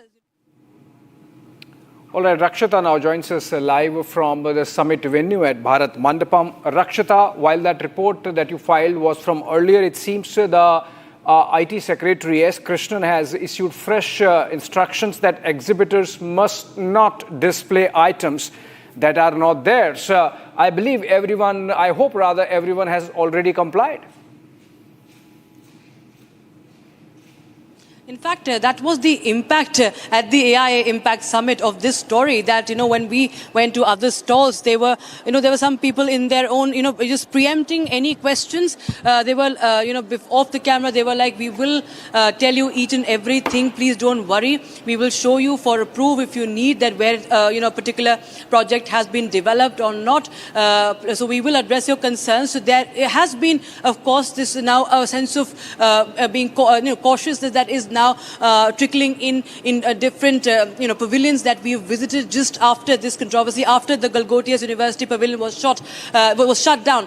And yes, speaking of the IT Secretary, even before that, when we were right there at the university's pavilion, there were reports. We had broken that news piece as well, that government sources told us it is being asked to vacate. They completely denied. We did ask them, we confronted them, and they were in denial of getting any such notice. But right after that interaction with Professor Neha Chaudhary, just 15 to 20 minutes after that, we saw the electricity went off. The electricity was disconnected, and they were asked to vacate. The summit service people were all there, were stationed there. They were waiting for the right time for people to move out, and it was cut off. And even after that, the professors were not willing to speak. They're saying we're trying to get clarity. So yes, the government has made a stand clear that no one will be allowed to misrepresent the facts here at the AI Impact Summit. Yeah, all right. Thank you, Rakshita, for that update from the AI Summit venue. Bit of an embarrassment there for the Galgotias University. But from one embarrassment to another, this one for Pakistan. The Pakistani hockey team was stranded in Sydney, Australia, apparently because their hotel bills were unpaid. Take a look.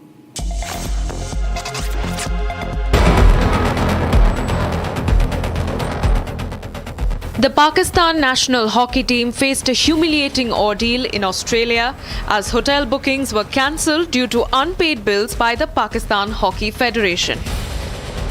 Upon reaching Canberra for the second leg of the FIH Pro League in Hobart, players were forced to spend several hours on the road with no reception or coordination. तकरीबन 1-2 दिन हम सड़कों पे रहे हैं, जिस तरह के पता नहीं हमारे साथ सुतेली जो सी माँ अपने बच्चे के साथ बर्ताव करती है उस तरह हमारे साथ बर्ताव किया गया है। और जहाँ तक बात है डेली अलाउंसेस की, उसके अंदर मैं ऐड कर दूँ कि 2023 के अंदर हमारे इस टीम के अंदर 9 से 10 प्लेयर हैं जो 2023 के अंदर पाकिस्तान टीम में थे। उनके 5 से 6 टूर्स के डेली आज भी पेंडिंग है, जो कि 30 से 40 लाख रुपए बनता है। Captain Imad revealed that during a previous stop at Sydney Airport, the team was stranded for 13 hours, even having to wash their own utensils while filming the chaos themselves.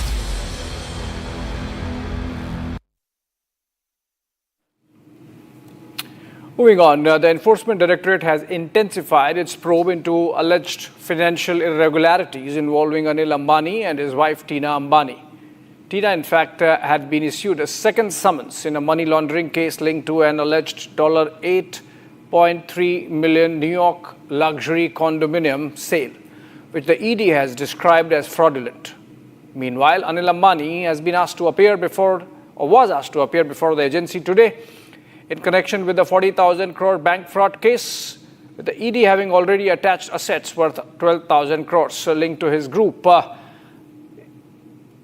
Anil Ambani, of course, did not address the summons. The Supreme Court has directed the ED and the CBI to act fairly and swiftly, ordering the constitution of a special investigation team. For more on this, let's go to Shambhavi, and she will give us a lowdown on what happens next. Shambhavi, please tell us, with Anil Ambani,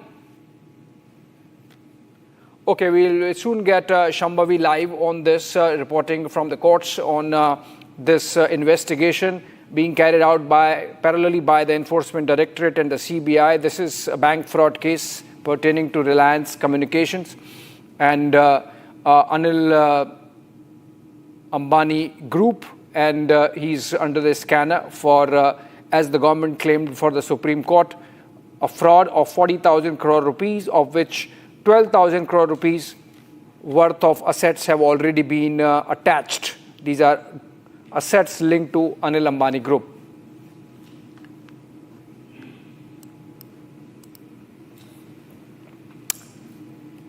All right, we move on now from Anil Ambani to a story coming out of Pakistan. Concerns over the health of former Pakistan Prime Minister Imran Khan are intensifying, triggering fresh protests by his supporters. The Insaf Youth Wing in Central Punjab's or Pakistani Central Punjab's Gujarat district staged demonstrations alleging inadequate medical care during his imprisonment. Imran Khan's sister, Noreen Niazi, came forth and spoke as well. She claims with a soundbite that Imran Khan is Pakistan's identity in the world and that they are playing with his life. Remember, 14 former top cricketers, captains of cricket teams in their times, had come together, including Sunil Gavaskar and Kapil Dev of India, and wrote to the Pakistan government. Take a look. Former Pakistan Prime Minister Imran Khan's health concerns are escalating. Workers of the Insaf Youth Wing gathered on the Gujarat-Lahore road. They raised slogans over what they described as deteriorating health conditions of Imran Khan. Protesters expressed anger over his continued imprisonment and alleged lack of proper medical facilities. Imran Khan, founder of the Pakistan Tehreek-e-Insaf Party, has been in jail following multiple legal cases filed against him after his removal from office in 2022. Since his incarnation, his party has repeatedly claimed that he is being denied adequate medical care and access to family members and legal counsel. According to protesters, meetings with his sisters, lawyers and party leaders were allegedly restricted. The demonstrators demanded that Khan be provided basic human and medical rights and called for transparent medical treatment. Amid rising tensions, Khan's sister Noreen Niazi came forward with strong allegations, questioning the authorities over his treatment and transfer to a medical facility without informing the family. कि ये जो आज हो रहा है, ये बड़े कुछ महीनों से बड़ी सिस्टमेटिकली ये यहाँ तक पहुँचे। इन्होंने बड़ी पहले से कुछ प्लानिंग की हुई थी। इन्होंने पहले हमारी मुलाकातें एक एक करके बंद कराई। पहले अलीमा खानम को छोड़ा कि जी कह दी जा सकती, वकीलों का इन्होंने बंद किया, उनके पॉलिटिकल पार्टी के लोगों का बंद किया। मुझे अफसोस है कि हमें चाहिए था हम तभी से वहाँ पे ऐसा धरना देते कि हम कभी उठते ही ना। ये मुजरिम लोग हैं, ये इन्होंने जुर्म करने वाले हैं। इनकी जुर्रत कैसे हुई थी जब ये इमरान खान को पिम्स रात के अंधेरे में लेकर गए बगैर फैमिली को बताए? ये वो लोग हैं जिन्होंने पिम्स की शक्ल भी नहीं देखी। इमरान खान वो वाहिद पाकिस्तानी है जो पाकिस्तान की पहचान है। इनको तो कोई जानता भी नहीं है। आप जाके पूछें कि ये कौन लोग हैं, दुनिया में इनकी पहचान नहीं है। इमरान खान की जिंदगी का ये सोचे भी ना। इस वक्त अगर इन्होंने इस वक्त इमरान खान का ना सामने लेकर आए, हॉस्पिटल में ना लेकर गए, आप सोचें इनका ख्याल है हम आराम से बैठेंगे? हमारी जो अस्पताल में जाएंगे, हम साथ जाएंगे। इनके पूरे खानदान जाते थे। आप जेल इंतजामिया से पूछे जाके ये कैसे जेलें काटी इन्होंने। The protest highlights the deepening political divide in Pakistan as supporters continue to rally behind the former Prime Minister, demanding transparency and improved medical care. Authorities have yet to issue a detailed response to the latest allegations, even as tensions surrounding Imran Khan's health and imprisonment continue to mount. Okay, breaking news coming in connection with the Air India Bhubaneswar incident. A statement released by the AI says a lightning strike was detected on the aircraft scheduled to operate AI 814 from Bhubaneswar to Delhi on 18th of February. During pre-departure checks, the aircraft was held back to undergo precautionary inspection, requiring extended time, which resulted in the eventual cancellation of the flight. Air India sincerely regrets the inconvenience caused to passengers due to this unforeseen situation, is what they say, and then they give further explanation. But the point is, how come a lightning strike happened, and what explanation is coming in from the Air India beyond the templated reply? Harsha joins us live for more on this. All right, Harsha, what do we make out of this statement? Did they come to know, did the protocols work? Did the Air India come to know of it before? And how did the lightning strike happen? What were the remedial measures put in place? Abhishek, in a statement, you see it's a templated response. They didn't share what exactly happened, how there was a lightning strike, but a loud bang was heard and the engine too was not working. It was stalled completely. And after check, it was a pre-departure lightning strike. In a templated response, they have only shared that the flight was done, AOG, which is aircraft on ground. All necessary checks are being done. Passengers are provided hotel accommodation and food, and substitute flight is being arranged. But for now, the Bhubaneswar to Delhi particular aircraft, A320, AI-1714, was cancelled for Delhi from Bhubaneswar. But the reason behind lightning strike was not cleared by Air India, that how come the lightning strike incident happened. But yes, a very loud bang was heard, and it was after the passengers boarded the aircraft. It was on the runway about to depart from Bhubaneswar when the loud bang noise was heard, not only by the passengers but pilot in command as well. Back to you. Okay, Harsha, please tell us then what happens next. Is the DGCA going to take note of this? Yes. So, Abhishek, the preliminary occurrence report, incident report has been shared with DGCA regulatory body. I myself spoke to Faiz Kidwai, the DGCA DG regulatory body. He stated that the prelim and the occurrence incident report has been shared by Air India to the DGCA. Investigation is undergoing exactly what happened, what led this aircraft to not depart from Bhubaneswar, how did lightning strike happened at the Bhubaneswar airport, because when the weather is good, there's no visibility issue, there's no cloud formation in Bhubaneswar airport. How did this happen? There was some mechanical issue because of which it happened, or whether the issue was with the aircraft engine which led to this lightning strike. Because in lightning strike, Abhishek, the loud bang couldn't be, loud bang is something which was unusual in this aircraft A320 from Bhubaneswar to New Delhi, and this is what DGCA is also inspecting. They have sought for a detailed reply investigation report from Air India, which they have to submit to the regulatory body. Back to you. All right. Thank you so much, Harsha, with those details, joining us on the Bhubaneswar lightning strike on an aircraft of Air India. Moving on for now, we slip into a short break. Coming up on the other side, live and breaking.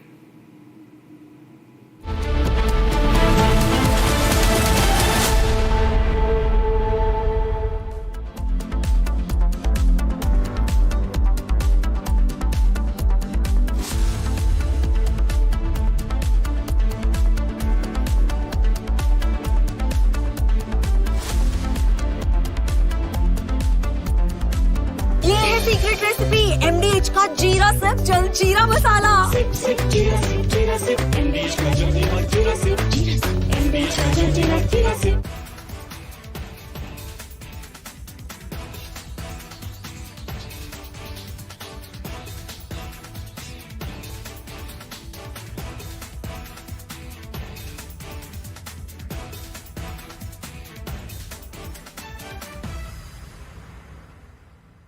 थोड़े में ज्यादा स्वाद ये हित तो है इसकी खास बात वाओ मामा क्या स्वाद है अरे मेरी राजा Himanta Biswa Sarma, good evening. Good evening. And everyone across the country watched your press conference yesterday. Yes. Now, you see, now that you've done the press conference, you've made some very, very damning allegations against Gaurav Gogoi. Yes. Are you doing it? First question, let's have it out of the way. Are you doing this because you're facing a huge test in your political career with the Assam elections coming up, and he's the person Rahul Gandhi is putting up against you? Arnab, you know Assam. Even I produce a picture of Asim Munir and Gaurav Gogoi. Congress is not going to lose a single vote because whomever the vote, the section of people who vote for Gaurav Gogoi or Rahul Gandhi in Assam, in any case they will vote only Congress. From that press conference, neither I will gain one vote, neither I will lose one vote. But you have said some amazing things. Yes. You said that you think that Gaurav Gogoi visited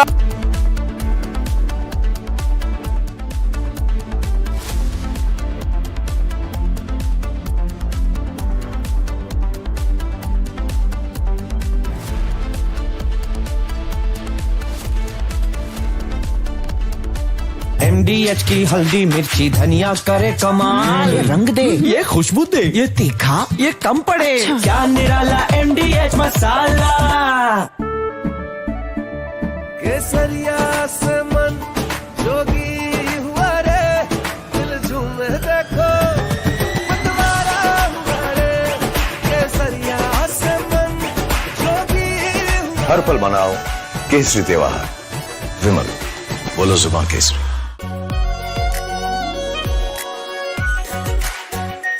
Our pure Shahi Paneer Masala. Delicious, healthy, every day. I am absolutely fed up, like you are, I'm sure, with the U-turns of the BCCI and the ICC and cricket politics. And I feel bad, like every citizen of India does, that these people, because they want to make some money over cricket, are ready to compromise the nation. Terrible. Pakistan has taken another magnificent U-turn in its decision to not play, not play, not play, keep changing its mind, ladies and gentlemen. First they say they stand with Bangladesh, then they said we stand with them so much that we don't participate in the World Cup. Then they put Shehbaz Sharif in front and he said we've taken a clear decision not to play cricket with India because we are backing Bangladesh. Listen to what Shehbaz Sharif said. T20 World Cup जो है उस हवाले से हमने बड़ा वाज़ेह stand लिया है कि हम हिंदुस्तान के ख़िलाफ़ जो मैच है वो हम नहीं खेलेंगे क्योंकि पाकिस्तान ने कहा कि ये खेल का मैदान है, ये सियासत नहीं है।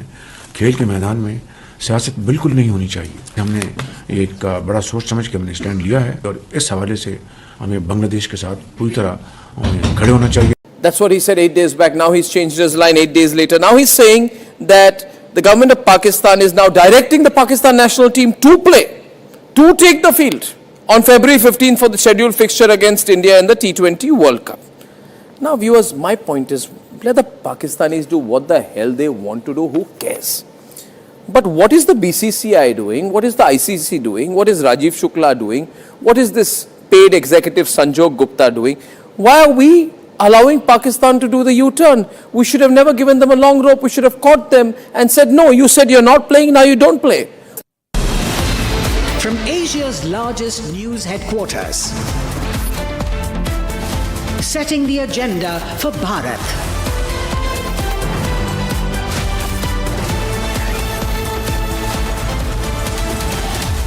You're watching Republic.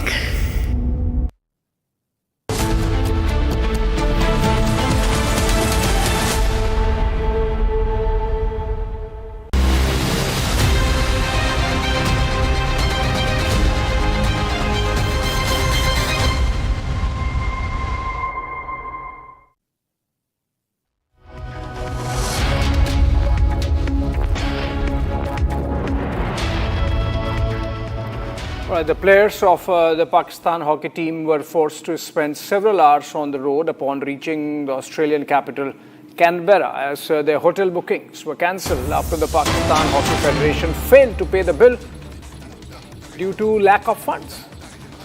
They're in Australia for the second leg of the FIH Pro League event in Hobart. Pak hockey team claims they were asked to lie. The incident has been seen as a major source of embarrassment for Pakistan's national sporting team. And let's listen to one of the players telling us the experience they had. सामने आए हैं उसके बारे में क्या हकीकत है, क्या कहेंगे, क्या हुआ वहाँ पर साथ टीम के साथ वहाँ पर? बड़ा अच्छा मैं समझता हूँ कि एक हमने जब प्रो हॉकी लीग के लिए क्वालिफाई किया, मैंने खुद पाकिस्तान हॉकी फेडरेशन के साथ मिलके इनकी मदद की कि 7 साल बाद पाकिस्तान का प्रो हॉकी लीग में क्वालिफाई करना एक बहुत बड़ी अचीवमेंट है। जैसे हम अर्जेंटीना से वापस आए, चीज़ें मैं समझता हूँ कि ठीक होने की बजाय ख़राब होना स्टार्ट हो गई।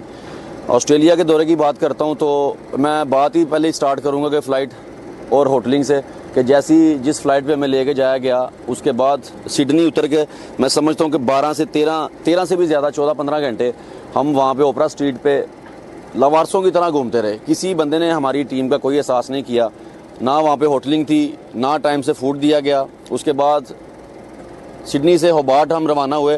होबार्ट जाके हम जो जितनी भी खबरें पाकिस्तान में पहुँची हैं, मैं आपको पहले बताऊँ वो सारी सच खबरें हैं, क्योंकि जो वीडियो मेरी टीम की तरफ से और मैंने बनाई थी, भेजी थी, वो हमें थोड़ा सा इन्होंने बताया, हमारी टीम मैनेजमेंट की तरफ से कहा गया कि बात इंडिया तक पहुँच गई है। और जब इंडिया की बात आई तो इसमें खुद मैंने फ़ील किया कि बात मेरे मुल्क की है, मेरे मुल्क की बदनामी नहीं होनी चाहिए। मैंने इंडिया को जो है वो फेस करने के लिए वीडियो बनाई कि हमारे सारे हालात बिल्कुल ठीक हैं, टीम के साथ कोई ज़्यादती नहीं हो रही। दरअसल ये बात बिल्कुल झूठ थी। जो भी वहाँ से बातें सारी आई हैं, वीडियोज़ आई हैं, पैगाम आए हैं, हर चीज़ सच्ची है। मैं प्राइम मिनिस्टर ऑफ पाकिस्तान को, आर्मी चीफ साहब को ये रिक्वेस्ट करता हूँ कि जल्द से जल्द इस चीज़ का नोटिस लिया जाए जो कि बच्चों के साथ ज़्यादती की गई है। पीएसबी ने जब बात की गई पीएसबी से, तो पीएसबी ने कहा जी हमने पाकिस्तान हॉकी फेडरेशन को जो फंड्स हैं वो जाने से पहले दिए हैं। जब मैंने अपनी टीम मैनेजमेंट से बात की तो टीम मैनेजमेंट ने ये कहा कि जी स्पोर्ट्स बोर्ड ने हमें प्रॉपर फंड नहीं दिए, जो कि हमें फाइनेंशियल इशू वहाँ पे आए हैं। सो मुझे नहीं अब लगता कि स्पोर्ट्स बोर्ड गलत है या पाकिस्तान हॉकी फेडरेशन गलत है, पर एक चीज़ ज़रूर ये है कि पाकिस्तान हमारी टीम की जो मैनेजमेंट है, इन्होंने हमारे साथ बहुत ज़्यादा झूठ बोले हैं। हमारा 5 दिन बाद जो है वर्ल्ड कप क्वालिफाइंग राउंड है, एक बहुत इंपॉर्टेंट राउंड है पाकिस्तान हॉकी फेडरेशन के लिए और पाकिस्तान प्लेयर्स के लिए। मैं समझता हूँ कि गवर्नमेंट ऑफ पाकिस्तान को जल्दी से जल्दी इस चीज़ पे एक्शन लेना चाहिए, क्योंकि हमारे पास टाइम बहुत थोड़ा है। इस मैनेजमेंट के साथ हम आगे काम नहीं कर सकते बिल्कुल भी। मेरी टीम मेरे साथ मौजूद है, काफ़ी इंपॉर्टेंट राउंड है हमारा, हमने वर्ल्ड कप के लिए क्वालिफाइंग करना है। जितने भी इदारे हैं, मैं आर्मी चीफ से रिक्वेस्ट करता हूँ, प्राइम मिनिस्टर से रिक्वेस्ट करता हूँ कि इस चीज़ का जल्द से जल्द नोटिस लेके इस पे एक्शन किया जाए। आपका कहना है कि इस मैनेजमेट, ये हॉकी फेडरेशन की मैनेजमेंट या टीम मैनेजमेंट, कोच और हेड कोच वगैरह जो, ये टीम मैनेजमेंट की बात कर रहा हूँ, जिसमें ताहिर जमान, शेख उस्मान और ये नदीम खान लोधी, दिशान अशरफ और असलम, ये प्लेयर्स को सेपरेट होके ये क्लियर बात करनी है, मुझे किसी चीज़ का डर नहीं है। इन्होंने प्लेयर्स को सेपरेट करके एक एक बंदे को स्टिल पूछा कि आप हॉकी फेडरेशन के साथ हैं या माद भट्ट के साथ हैं। मैं इस चीज़ की गवाही देने के लिए तैयार हूँ कि इतना फ़र्क क्यों डाला जा रहा है। मैं पाकिस्तानी हूँ, पाकिस्तानी कैप्टन, ये चीज़ें क्यों ऐसे गलत की जा रही हैं। मैं मीडिया के तौसल से ये चीज़ें क्लियर करना चाहता हूँ कि पाकिस्तान हॉकी फेडरेशन के जो सेक्रेटरी हैं उन तक ये बात क्लियर पहुँचाई जाए कि ये चीज़ें क्यों सामने आ रही हैं। आपका मुतालबा बिस्तर कब क्या है सारे खिलाड़ियों? हमारा सिर्फ मुतालबा ये है कि हमने 5 दिन बाद जो है वो वर्ल्ड कप क्वालिफाइंग राउंड खेलने मिस्र में जाना है। हम इस टीम मैनेजमेंट के साथ बिल्कुल काम नहीं कर सकते। उसके बाद हमारा जो है थर्ड फेस है प्रो हॉकी लीग का, बेल्जियम में और इंग्लैंड में फोर्थ है। जितनी भी चीज़ें हैं पाकिस्तान स्पोर्ट्स बोर्ड से रिक्वेस्ट है, अगर वो चीज़ें बेहतर करना चाहते हैं या कर सकते हैं तो वो ज़रूर करें, और पाकिस्तान हॉकी फेडरेशन और पाकिस्तान जितने प्लेयर्स हैं इनकी हेल्प करें। सर ये बताइएगा कि नाकस इंतजामात, नाकस रहाइश, नाकस खुराक, इन तमाम तर चीज़ों का बुनियादी जो जिम्मेदार ठहरा रहे हैं वो टीम मैनेजमेंट को ठहरा रहे हैं। आप समझते हैं कि इसमें हॉकी फेडरेशन का अमल दखल नहीं था? क्या आप यही बताना चाह रहे हैं? मैं आपको ये बात क्लियर करूं, हॉकी फेडरेशन का भी ज़रूर इसमें कसूर है, उसके बाद टीम मैनेजमेंट का है, क्योंकि हमने तो हॉकी फेडरेशन से डायरेक्ट बात नहीं करनी, हमने हॉकी अपनी जो टीम मैनेजमेंट है उसके साथ बात करनी है। सो उसमें मैं आपको क्लियर बताऊं कि शेख उस्मान ने हमारे साथ जितनी बातें कही हैं, ताहिर जमान ने, वो सब बेबुनियाद झूठी हैं। लेकिन सर इमरान भाई ये भी एक हकीकत ये भी है कि इस पूरी प्रो लीग के अंदर, टूर्नामेंट के अंदर हम 8 मैच मुसलसल हारे हैं। तो आप समझते हैं कि ये एक बुनियादी वजह बिल्कुल अपनी तरफ ठीक है कि नाकस खुराक थी, नाकस रहाइश थी, वहाँ पर लोग हमारे खिलाड़ी जो है वो दिल बर्दाश्ता हुए। मैं आपको बताता हूँ कि मैं अपनी टीम की परफॉर्मेंस से सेटिस्फाई हूँ पूरा, जैसा जिन हालात में मेरी टीम ने परफॉर्म किया। ऑस्ट्रेलिया के दौरान जो अब तक चीज़ें पता नहीं हमारे साथ सुतेली जो सी माँ अपने बच्चे के साथ बर्ताव करती है उस तरह हमारे साथ बर्ताव किया गया है। और जहाँ तक बात है डेली अलाउंसेस की, उसके अंदर मैं ऐड कर दूँ कि 2023 के अंदर हमारे इस टीम के अंदर 9 से 10 प्लेयर हैं जो 2023 के अंदर पाकिस्तान टीम में थे। उनके 5 से 6 टूर्स के डेली आज भी पेंडिंग है, जो कि 30 से 40 लाख रुपए बनता है। वो तमाम जो उनकी डेली अलाउंसेस हम भूल के पाकिस्तान हॉकी फेडरेशन के साथ 2024 से हमने काम करना शुरू किया।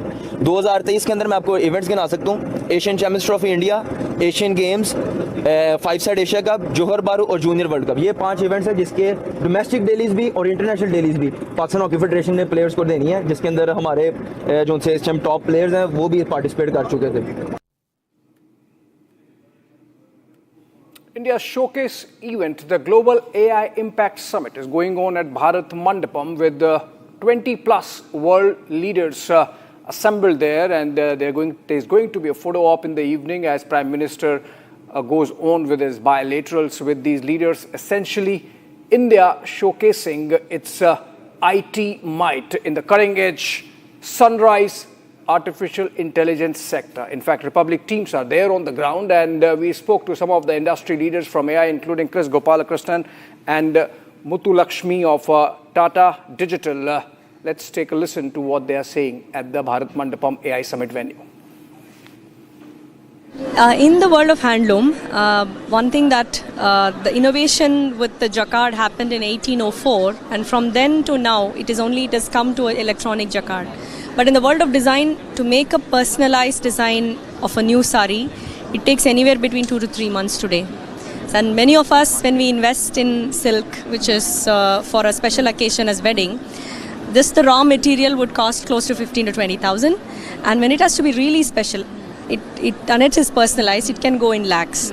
And in today's generation wants it to be in every way also connected to the roots, and also bringing contemporary designs in their fabric and in any form, right? And that's why we first applied AI in the design of handloom, and then getting it to the weave. So from concept to weave today takes in months, like I said. We got it down to weeks with an interactive AI application out there. If you could just help us explain how does it really help? Yes, and technique. Once the design's done, for the weaver to weave it without mistakes, today he has to remember every point at which a color of thread has to be interlaced through. The hook will lift and he would see that the thread's going up. But for them to remember at every line which color thread to pass, it's today the memory the weaver carries, and it's a skill they develop over 10-15 years. And they start this craft at the age of 7 or 8 today. And back in those days. But today's younger generation are moving away from this craft simply because it's so complex to learn and master and earn enough livelihood making such complex designs, right? So we created this simple assistive technology to help the weavers in guiding them through such an intricate design, which makes the product's value almost 3 to 5x. Right. And that value directly gets passed on to the weaver beyond the raw material, and that way most of the value of the product, when it goes to them, their livelihood improves and they continue to stay in the craft. Our essential goal was to, if we don't bring in technology, this craft may not exist 50 years from now. So for the survival and in a way a revival of the craft as well. But there's always a concern when it comes to AI. across domains, that will it take away the jobs? But does it replace the weaver? I would just straight away ask you that, or does it really help in? No, this definitely does not replace the weaver. It is to help the weaver do better, right? Like in many other places where we apply, where humans find it difficult or humans cannot do, AI can beautifully augment and create outcomes that are multiple X. So that's pretty much how we applied it here as well. Yeah, see, fundamentally autonomy is a continuum from automatic, right? So if we all graduated the manual driving and then we got some automatic features, autonomous takes it to the next level where driver convenience, comfort, safety, personalization, and at the extreme level, self-driving ability comes in. Generally speaking, we tend to assume the extreme feature, which is there is no driver, which is actually the driverless scenario, where all the features are acting. That's the ultimate state of autonomy. And this car that you see here is a demo. It's a mock-up that we have built for the purpose of such events and exhibitions, but fundamentally inside TCS engineered capability. This particular capability has a host of infrastructure, which is the chipsets around which all the AI algorithms would be running, all the way to personalization features and the interactive cockpit that you see where the driver would be engaging with the vehicle. There is voice recognition, there is photo features, and of course the infotainment system that is already built in.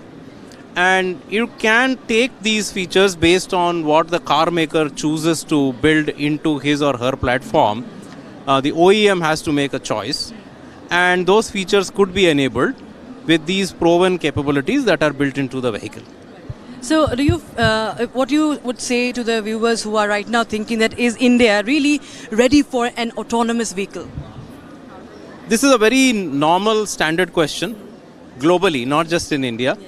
If you look at the full form of autonomy, which is driverless, then it is not just the vehicle alone that needs to be ready.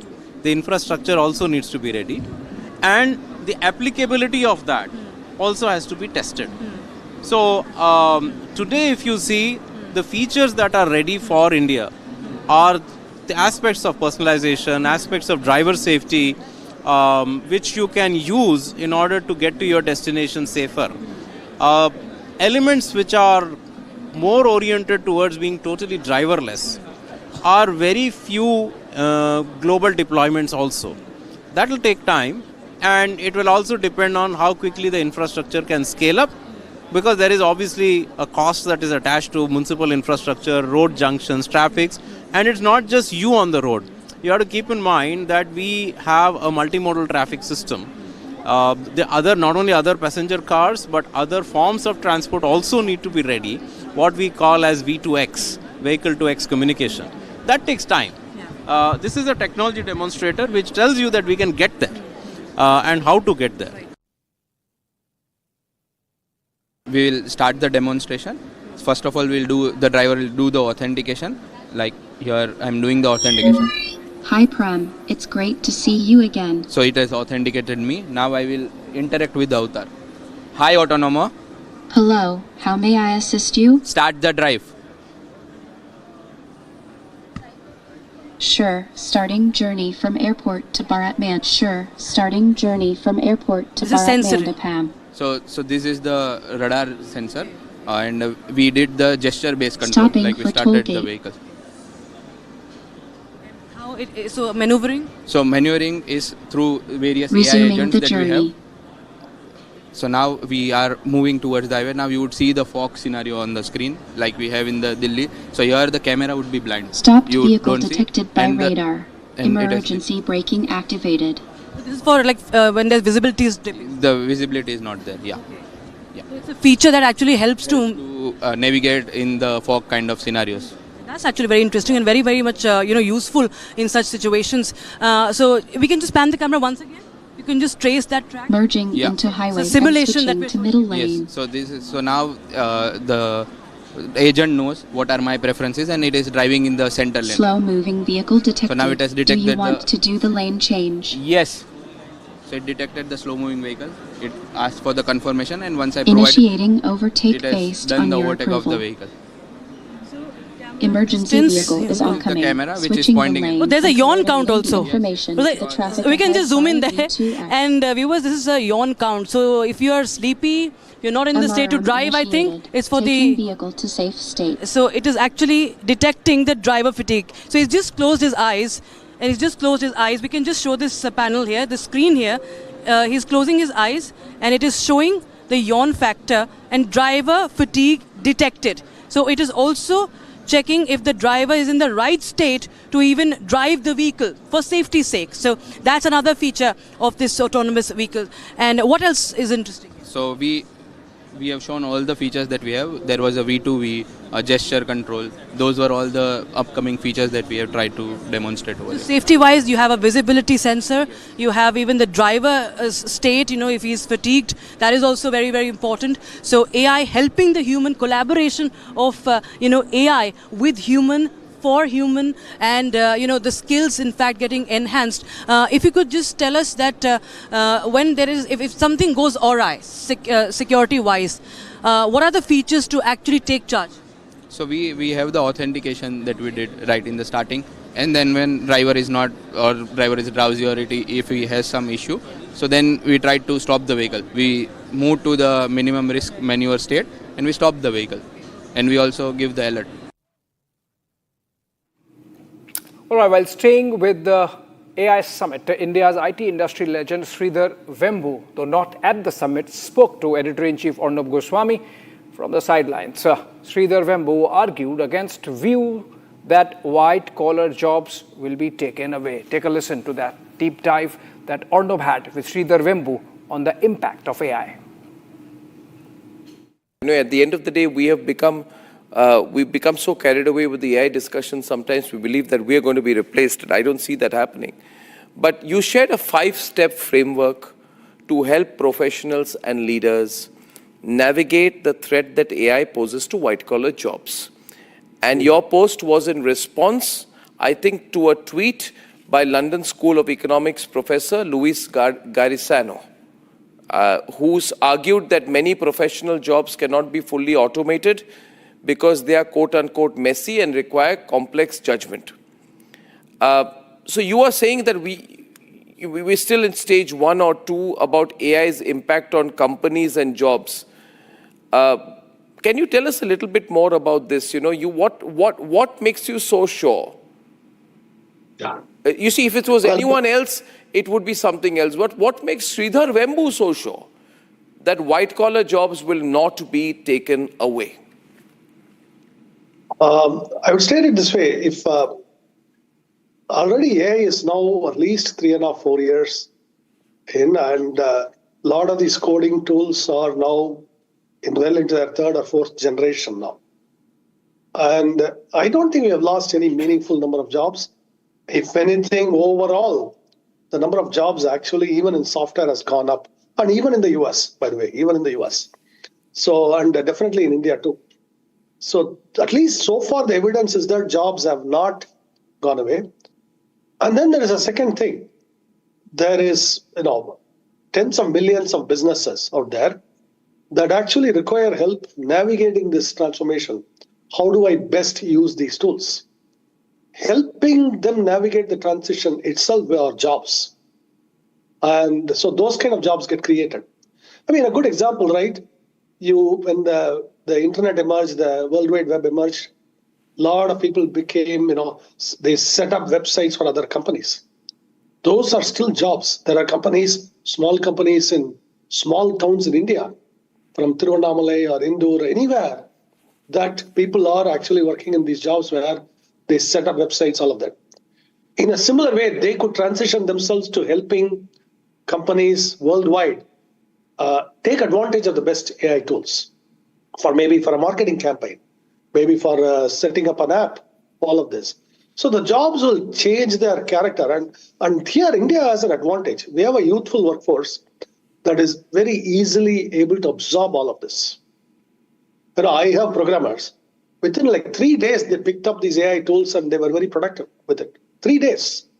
So that is the kind of that is what youth confers. On the other hand, you hear a lot of angst in the West because the workforce is broadly middle-aged and above. About, hey, at this age, do I really need to learn all of this new stuff? How many times are you going to disrupt me? That sentiment is there. But somebody who's like 23 or 24, that's not their problem. They just go pick it up and learn. So for these reasons, I'm particularly optimistic about India. All right. Yesterday we had 14 former world cricket captains, including Sunil Gavaskar and Kapil Dev of India, come together and petition the Pakistan government on the health concerns around Imran Khan, who's incarcerated in the Adiala jail. Now his family has come out and sought access to check on the Khan amid reports that he has partially turned blind. Take a look. Former Pakistan Prime Minister Imran Khan's health concerns are escalating. Workers of the Insaf Youth Wing gathered on the Gujarat-Lahore road. They raised slogans over what they described as deteriorating health conditions of Imran Khan. Protesters expressed anger over his continued imprisonment and alleged lack of proper medical facilities. Imran Khan, founder of the Pakistan Tehreek-e-Insaf Party, has been in jail following multiple legal cases filed against him after his removal from office in 2022.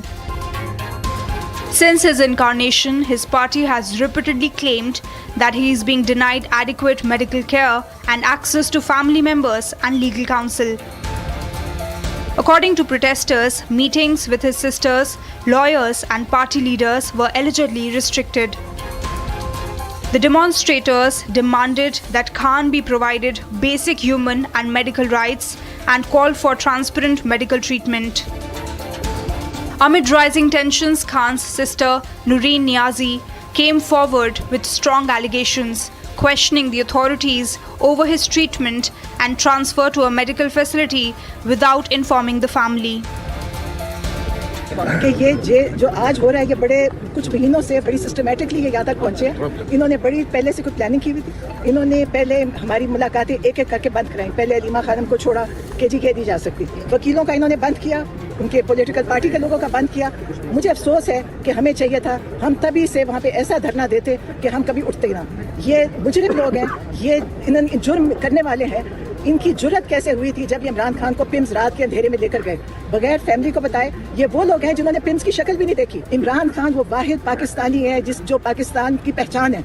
इनको तो कोई जानता भी नहीं है। आप जाके पूछें कि ये कौन लोग हैं, दुनिया में इनकी पहचान नहीं है। इमरान खान की जिंदगी का ये सोचे भी ना। इस वक्त अगर इन्होंने इस वक्त इमरान खान का ना सामने लेकर आए, हॉस्पिटल में ना लेकर गए, आप सोचे इनका ख्याल है हम आराम से बैठेंगे? हमारी जो अस्पताल में जाएंगे, हम साथ जाएंगे। इनके पूरे कहाँ जाते थे? आप जेल इंतजामिया से पूछे जाके ये कैसे जेलें काटी इन्होंने। The protest highlights the deepening political divide in Pakistan as supporters continue to rally behind the former Prime Minister, demanding transparency and improved medical care. Authorities have yet to issue a detailed response to the latest allegations, even as tensions surrounding Imran Khan's health and imprisonment continue to mount.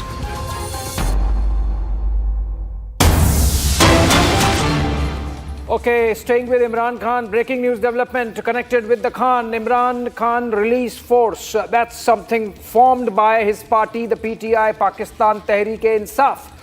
They have in fact announced the formation of Imran Khan Release Force, which will struggle to secure the former Prime Minister's release from jail. Imran Khan has been in prison for more than a couple of years now, and he is in prison in many cases, including cases of corruption, including cases of impropriety while in office. And the Pakistani army and General Asim Munir have doubled down on making sure that Imran Khan does not come out. And recently there have been reports that the Khan's health condition is worsening, that he is not being given adequate medical attention, that he has lost vision up to 85% in one of his eyes, right eye, and the family is not being allowed to meet. And in this backdrop, with concerns surrounding Imran Khan's safety and well-being, the PTI has decided to set up a security force. Whether this is going to take up arms, let's take a listen to what the PTI office bearers had to say. Javed साहब हमारे साथ हैं। Sir ये बताएं कि 6 रोज़ा जो धरना है वो उसको आज कॉल ऑफ किया गया, इस पर क्या कहेंगे? देखिए, आज इमरान खान साहब ने पैगाम भेजा था कि सारे लोग मेरे केसेस पे पहुंचे, सुप्रीम कोर्ट में और हाई कोर्ट में, और आज मुझे बड़ी खुशी हुई है कि बहुत बड़ी तादाद में ना सिर्फ पार्लियामेंटेरियंस, वकला, उनकी बहनें भी आई हैं, फैमिली के साथ भी खड़े हुए हैं, सारे सब पहुंचे। इमरान खान ने कहा है वो सिर्फ अदालतों के जरिए मेरिट की बुनियाद पर इंसाफ से वो निकलेंगे जेल से बाहर। और आज बड़ी अच्छी बात है कि हमारा जो सिट इन था वो पार्लियामेंट के बाहर होना था, तो जुमे की नमाज पढ़ के जब हम पार्लियामेंट में हमने जुमे की नमाज पढ़ी तो हम जब बाहर जा रहे हैं वो लोग गेट बंद कर दिया। तो जब गेट बंद किया हमने तो सामने जाना था parliament house. Parliament house D Chowk पर है जी, हमने वहां पार्लियामेंट हाउस के सामने इकट्ठे होना था और पुरअमन एहतजाज उन्होंने बंद कर दिया। जुम्मा, हफ्ता, इतवार 3 दिन हम अंदर बंद थे। या आप जितना भी चेक कर ले आपको पता चलेगा। सर खुद नहीं शायद मौजूद। जी हाँ, और खाना बंद हो गया, पानी हम नलकों का, वॉशरूम के नलके का पानी पीते रहे, लेकिन वो मसला नहीं है। खाने भी कहीं ना कहीं चने बिस्किट चिटकर चलते रहे, फिर मंडे को खुल भी गया, कोई मसला नहीं है वो। लेकिन इसका इम्पैक्ट बहुत पड़ा है। महमूद खान चिकजई, अलामा राजा नासिर बाज, जिनको जिम्मेदारी दी इमरान खान साहब ने, और उन्होंने एक कमाल का, ये मैं कहता हूँ कि एक सिट इन था कमाल का। इसकी बहुत ज्यादा इम्पैक्ट पड़ी है, इसकी हर हल्के पे इसका इम्पैक्ट पड़ा है और एक आवाज उठी है। और ये बहुत ही पुरअमन तरीका, बड़ा अच्छा मेथड था। और अब अगले मरले में हम जा रहे हैं, तो लिहाजा अब रमजान शरीफ भी शुरू होने वाला है कल ईद के बाद। वो तो सुहेल आफरीदी ने अभी ऐलान किया, इमरान खान रिहाई फोर्स, उसमें आप साइन अप करें, यानी कि आप उसके मेंबर बने, आप फिर उसकी प्रोफेशनल्स आए, स्टूडेंट्स आए, हर सिर्फ तहरीक इंसाफ नहीं, सब सारे आए ना, उसमें सारे आए, और खवातीन आए, शोबिस के हमारे लोग आए, स्पोर्ट्स के लोग आए, बाकी प्रोफेशंस के लोग उसमें आए, और उसकी ओथ टेकिंग होगी ईद के बाद। सुहेल आफरीदी ने जैसे कि ऐलान किया है, मेरा ख्याल है ये बड़ा जबरदस्त आइडिया है। इमरान खान साहब सारी चीजें पैरेलल चलती हैं कोर्ट्स में। बड़ी खुशी हुई, आज काफी लोग आए हैं। हुकूमत ने जो रिपोर्ट जारी की, कल मुस्तफा नकवी साहब ने इस पर मीडिया टॉक भी की, आप लोग अब मुतमईन है कि खान साहब मतलब 90% की जो बिनाई है वो वापस आ गई? नहीं, हमारा कंसर्न है जी कि डॉक्टर फैसल और डॉक्टर आसिम की मुलाकात करवा दें। मतलब आप उस पर अभी देखिए वो मुलाकात हो जाए। हाँ, वो हम कोर्ट भी आ रहे हैं ना, उसमें हम कहते हैं कि उनकी मुलाकात करवाएं ताकि पूरी कौम में एक तशवीश पाई जाती है, तो सब चीज क्लियर हो जाए। Thank you sir. All right, that was a PTI office bearer wanting not just PTI cadre but even others to come out, people of Pakistan, appealing to the people of Pakistan to come out and make it a movement to get the Khan out of Adiala jail, even as Asim Munir doubles down in the face of Supreme Court scrutiny on Imran Khan's incarceration. With that, we slip into a short break, but coming up on the other side, more on the AI summit from Bharat Mandapam. At 6 p.m. this evening, we bring you the biggest stories from the country. From the AI summit, the controversy surrounding the robot presented during a demo at the Galgotias University pavilion is making headlines. What is the controversy about? What do the professors from Galgotia University are saying? And what has the government told the Galgotias University? What is the action that has been taken? We'll tell you all that and much more at 6 Stories at 6 with me, Rakshita Mishra.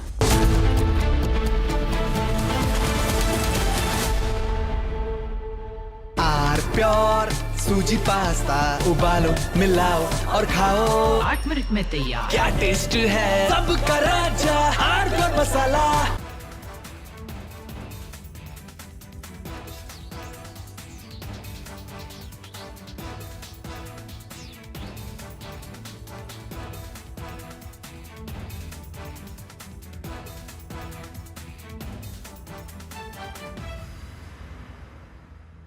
दादी के हाथों का जादू और खुशबू से महकता घर, माँ की मुस्कुराहट और खाने की सुगंध, MDH गरम मसाला, क्योंकि हर रिश्ता है स्वाद से जुड़ा।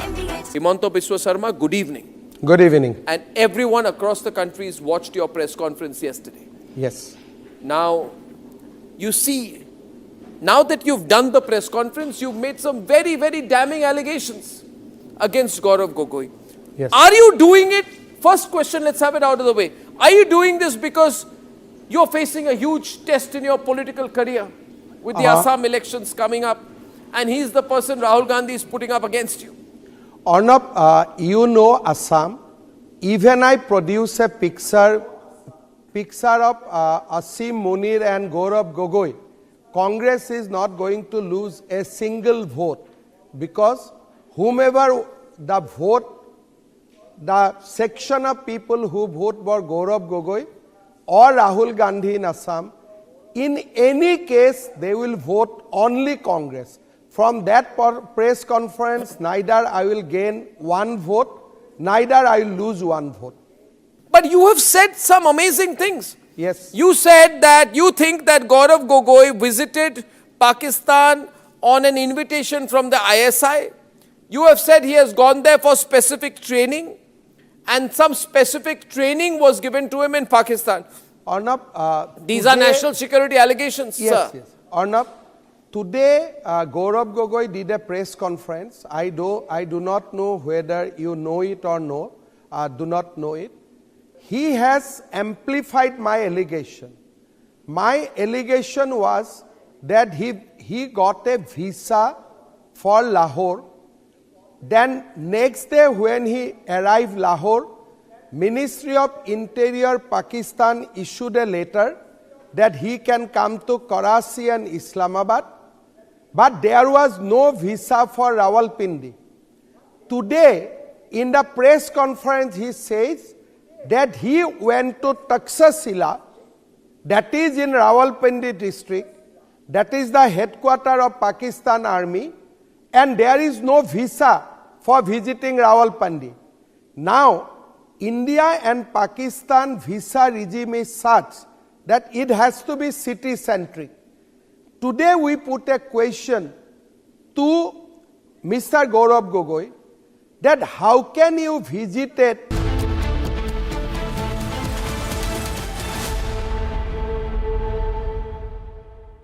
आधे बाउल दही में 4 चम्मच MDH चटनी पुदीना मसाला डाला, स्टर करो, पुदीना चटनी तैयार। MDH चटनी पुदीना मसाला। MDH केसरिया से मन जोगी हुआ रे, दिल झूम देखो मतवारा हुआ रे, केसरिया से मन जोगी हुआ। हर पल मनाओ केसरी त्योहार। विमल, बोलो जुबान केसरी। आर प्योर सूजी पास्ता उबालो मिलाओ और खाओ 8 मिनट में तैयार। क्या टेस्ट है सबका राजा हार्डकोर मसाला। I am absolutely fed up, like you are, I'm sure, with the U-turns of the BCCI and the ICC and cricket politics. And I feel bad, like every citizen of India does, that these people, because they want to make some money over cricket, are ready to compromise the nation. Terrible. Pakistan has taken another magnificent U-turn in its decision to not play, not play, keep changing its mind, ladies and gentlemen. First they say they stand with Bangladesh, then they said we stand with them so much that we don't participate in the World Cup. Then they put Shehbaz Sharif in front, and he said we've taken a clear decision not to play cricket with India because we are backing Bangladesh. Listen to what Shehbaz Sharif said. T20 world cup जो है उस हवाले से हमने बड़ा वाज़ेह stand लिया है कि हम हिंदुस्तान के ख़िलाफ़ जो मैच है वो हम नहीं खेलेंगे, क्योंकि पाकिस्तान ने कहा कि ये खेल का मैदान है, ये सियासत नहीं है। खेल के मैदान में सियासत बिल्कुल नहीं होनी चाहिए। हमने एक बड़ा सोच समझ के हमने स्टैंड लिया है और इस हवाले से हमें बांग्लादेश के साथ पूरी तरह खड़े होना चाहिए। That's what he said 8 days back. Now he's changed his line 8 days later. Now he's saying that the government of Pakistan is now directing the Pakistan national team to play, to take the field on February 15th for the scheduled fixture against India in the T20 World Cup. Now viewers, my point is, let the Pakistanis do what the hell they want to do, who cares? But what is the BCCI doing? What is the ICC doing? What is Rajiv Shukla doing? What is this paid executive Sanjog Gupta doing? Why are we allowing Pakistan to do the U-turn? We should have never given them a long rope. We should have caught them and said, no, you said you're not playing, now you don't play. We should have embarrassed them. We should have made life hell for them. We should have reigned in the Pakistanis, but...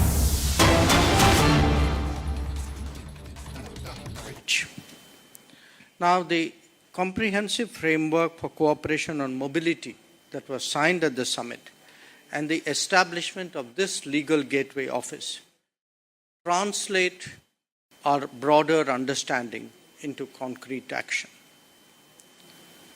Excellencies, friends, we are living through a period of profound transformation in the global economy. De-risking is a growing priority. Supply chains are being reconfigured. Technology is reshaping work. Demographics are diverging sharply across geographies. The concept of a global workforce is an emerging reality. Countries that can connect talent flows with seizing opportunity while ensuring legality, transparency, and fairness will be best positioned to navigate this transition. With one of the world's youngest populations, a rapidly growing skills base, and strong capabilities in digital, scientific, and emerging technologies, India is increasingly a major contributor to global talent pools. We believe in mobility with a purpose, mobility that is legal and regular, that empowers individuals, strengthens partner economies, and contributes to development at home. The European Legal Gateway Office must be appreciated in this larger context. It will serve as an enabler, one that brings predictability and clarity to mobility pathways across the European Union. As a trusted interface, it will help students, researchers, and professionals understand opportunities, pathways, and qualification frameworks. By doing so, it reduces uncertainty and enhances confidence, particularly among young Indians seeking to engage Europe's diverse education and innovation ecosystems. India's recent international engagements reflect a consistent belief that global challenges require connected societies and cooperative solutions. Talent mobility, when responsibly promoted, is part of that solution. Our focus for the AI Impact Summit that has been to recognize AI's unique capacity to bridge divides, amplify growth, enable social progress, and deliver solutions on scale. Our core philosophy is encapsulated in AI for all, that is grounded in ethical, human-centric advancement and driven by the principle of Sabka Saath, Sabka Vikas, which is together with all, development for all. So let me conclude by offering a final thought. The European Legal Gateway Office is not just a facilitation for entry into Europe. It is a bridge between our societies, an expression of our trust, and an investment in a shared global workforce that is skilled, mobile, and resilient. I thank you for your attention.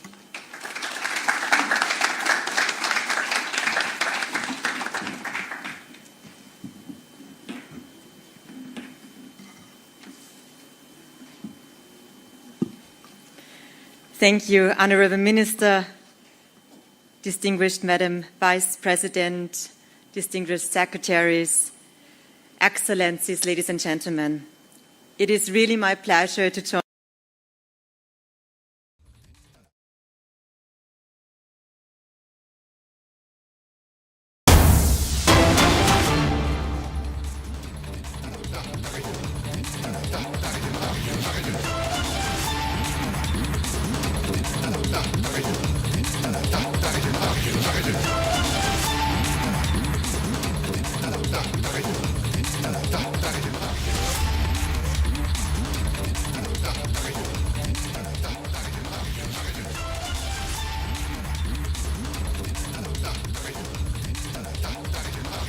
Can you please tell us what we have here so that students can develop their own products and do the research?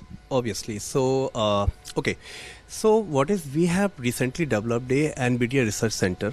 Okay, that is a advanced AI Research Center. So where you can see we have the NVIDIA DGX H200 facilities, and student equipped with the different type of computers, or we can provide the access to the student of these. So they are doing their research, even though we are providing the access to the research scholars. So they are doing their research in different domains. So here you will find in every domain, almost we are doing the research in agriculture, in medicine, in pharmacy, or you can say the you can say that is media. So we have different type of domains here in this the research scholar, the student are doing the research. So if you will see the facilities here, you also already you have covered this part. So we have this type of lab, so you can find we have the equipped with all type of innovative ideas, and student can develop their ideas here. How the AI is used in the R&D sector in Galgotias University, sir? Yeah, so I already told you. So in different domains we are doing the research, and you can see when we are talking about the innovative things. So first, what is happening? We ask the student thinking out. So we have the one cell here, that is the innovation cell. So some students came with the different type of ideas, and if there is a need of AI, so we have the all facilities. One center you are seeing here, that is the NVIDIA center. Another center that is equipped with the HP.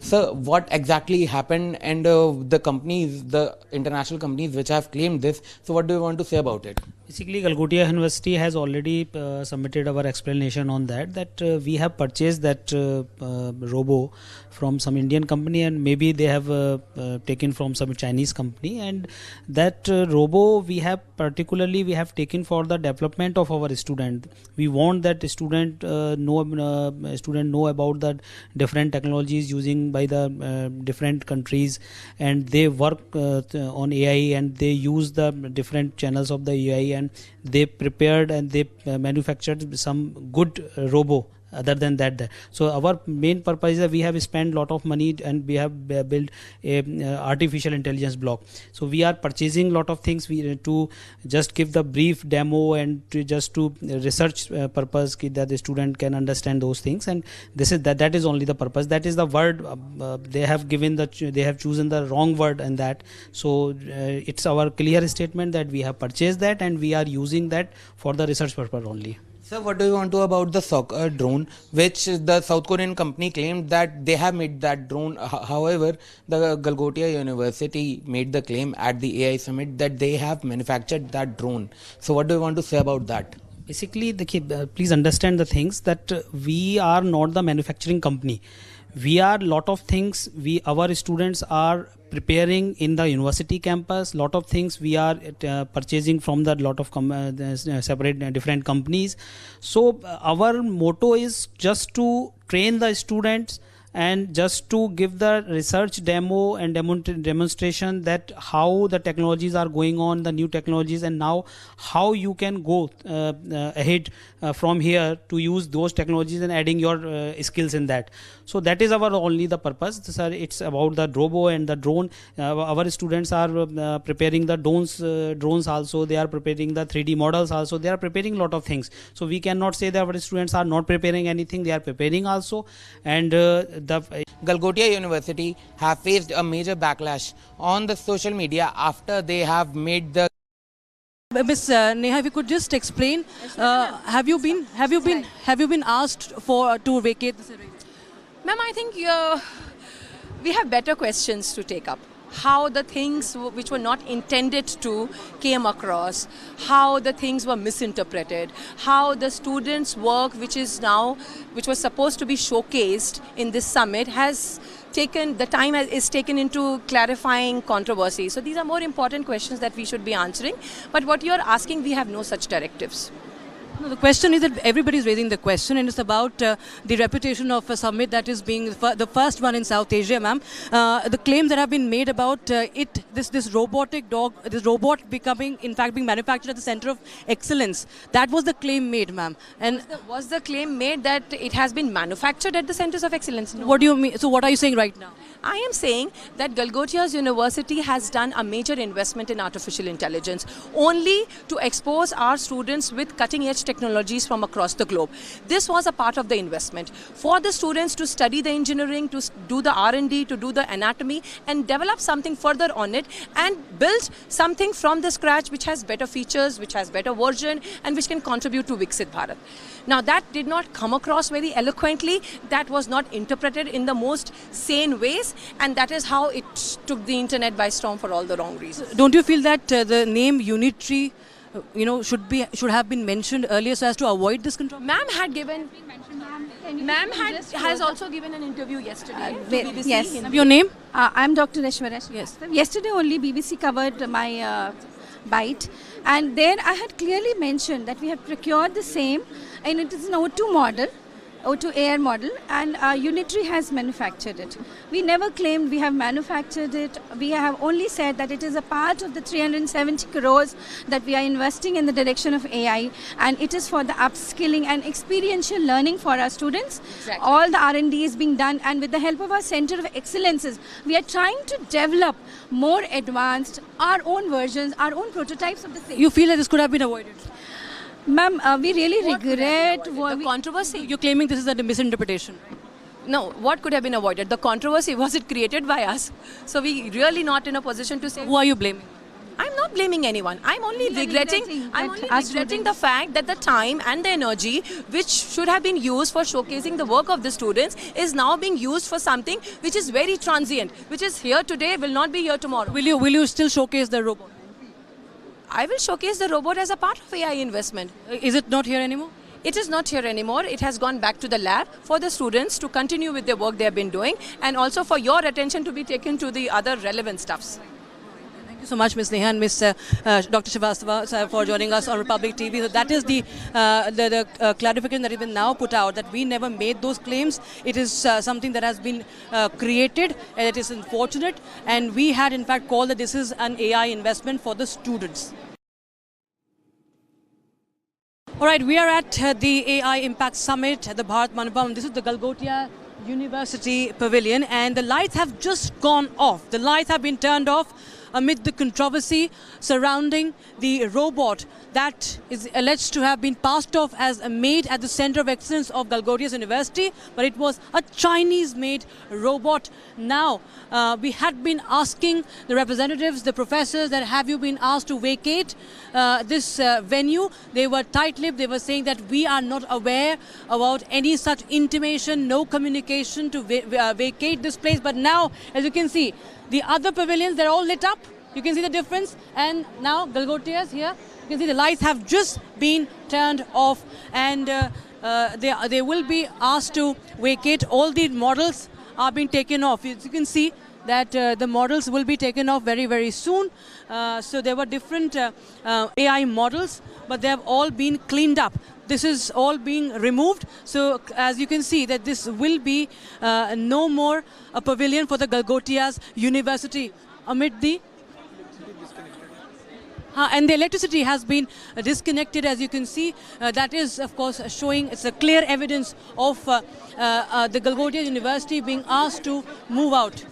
And this is, of course, we have tried to speak to the professors as well. And we have tried to, and they are clearly they're very disturbed. They're not speaking right now. They are being chased by media persons, but they are not ready to speak right now as the electricity has been disconnected. It has been cut off. While they were in fact speaking to the media, denying making any claims that the robot was made. They are using the word develop, that it was an AI investment, because they have already been questioned on the word develop, which they do not have a clear answer for. So now they say it was just part of their AI investment, and it was for the students of Galgotias University, for exposure, for their upskilling. So this is right now the state of affairs. It's coming in as an embarrassment, in fact, for the AI Impact Summit. This is the first of such AI summit in Global South. India takes pride in this, this convergence of the leaders from the world of AI, the tech, and entrepreneurs. But what has happened at the Galgotias University, the pavilion, with the robot being passed off as made in India, which was later found out to be from China, from Unitary, that of course has caused a massive controversy. We are at the AI Impact Summit at the Bharat Mandapam. This is the Galgotias University Pavilion, and the lights have just gone off. The lights have been turned off amid the controversy surrounding the robot that is alleged to have been passed off as a maid at the Center of Excellence of Galgotias University, but it was a Chinese-made robot. Now, we had been asking the representatives, the professors, that have you been asked to vacate this venue? They were tight-lipped. They were saying that we are not aware about any such intimation, no communication to vacate this place. But now, as you can see, the other pavilions, they're all lit up. You can see the difference. And now, Galgotias here, you can see the lights have just been turned off, and they will be asked to vacate. All the models are being taken off. As you can see that the models will be taken off very, very soon. So there were different AI models, but they have all been cleaned up. This is all being removed. So as you can see that this will be no more a pavilion for the Galgotias University. And the electricity has been disconnected, as you can see. That is, of course, showing, it's a clear evidence of the Galgotias University being asked to move out. And this is, of course, we have tried to speak to the professors as well. And we have tried to, and they are clearly they're very disturbed. They're not speaking right now. They are being chased by media persons, but they are not ready to speak right now as the electricity has been disconnected. It has been cut off while they were in fact.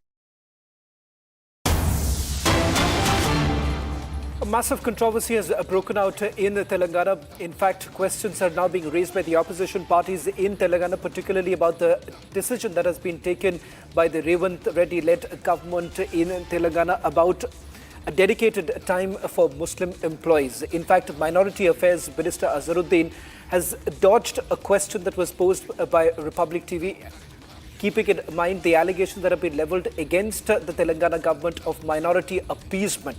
In fact, the Congress government has basically passed an order by which they've indicated that Muslim employees are to leave the office by 4 o'clock in the evening on Ramzan. A decision that was taken by the government to allow Muslim employees, particularly, this is for the first time that a decision of this nature has been taken by the government, which has now triggered a political debate. Now, as per this order, which has been passed by the General Administration Department, Muslim employees working as teachers, contract and outsourcing staff and working in boards, corporations and public sector undertakings can leave the office early to break their fast and perform the religious prayers. Let me also go and bring in my colleague Aishwarya, who's going to join us on this broadcast. In fact, my colleague Aishwarya has spoken to Mohammad Azharuddin, who happens to be a minister in Revant Reddy's government. Aishwarya, you did actually ask a question to Mohammad Azharuddin. Was there any response coming in from the government? What's the rationale that has been given by the government for coming up with this kind of an order?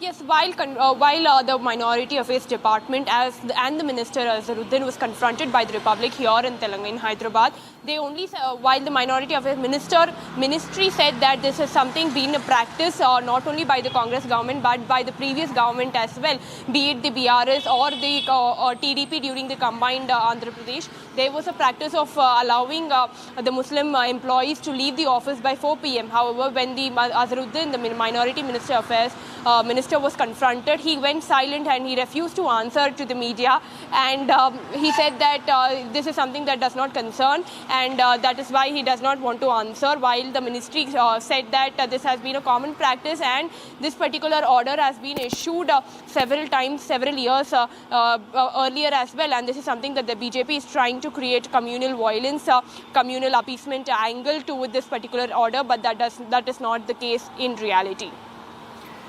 Aishwarya, I'll request you to stay on with us.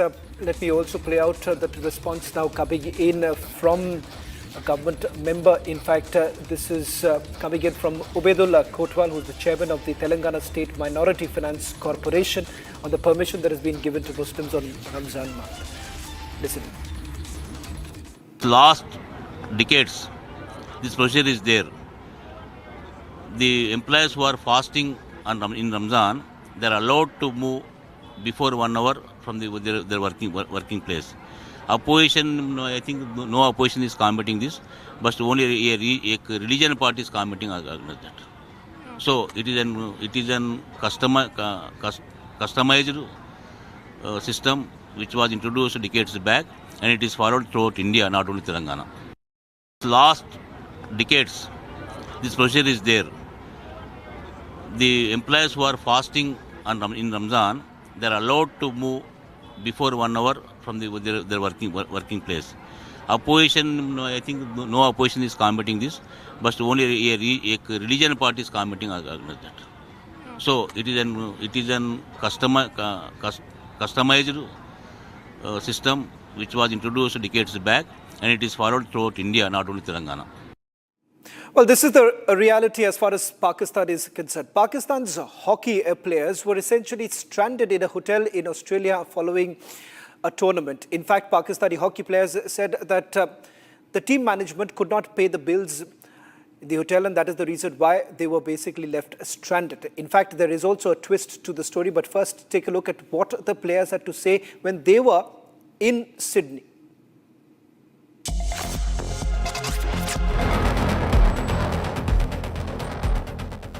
The Pakistan national hockey team faced a humiliating ordeal in Australia as hotel bookings were cancelled due to unpaid bills by the Pakistan Hockey Federation.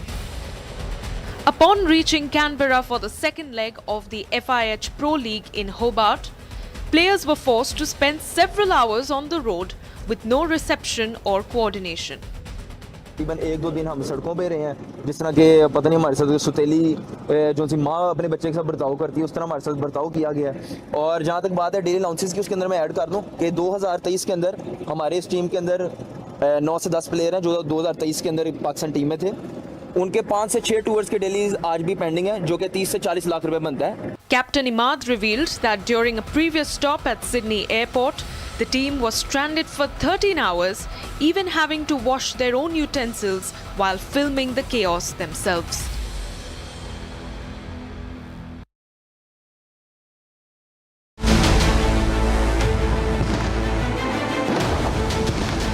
Today is a historic day, the third IFR being conducted in India. Now there are around 70 ships that are participating and 20 foreign ships from 19 different nations. The most important ship that India is fielding is the INS Vikrant and is fielding MiG-29K fighters aboard.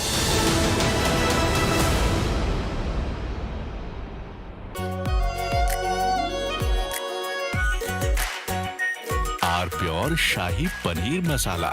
Delicious, healthy, every day.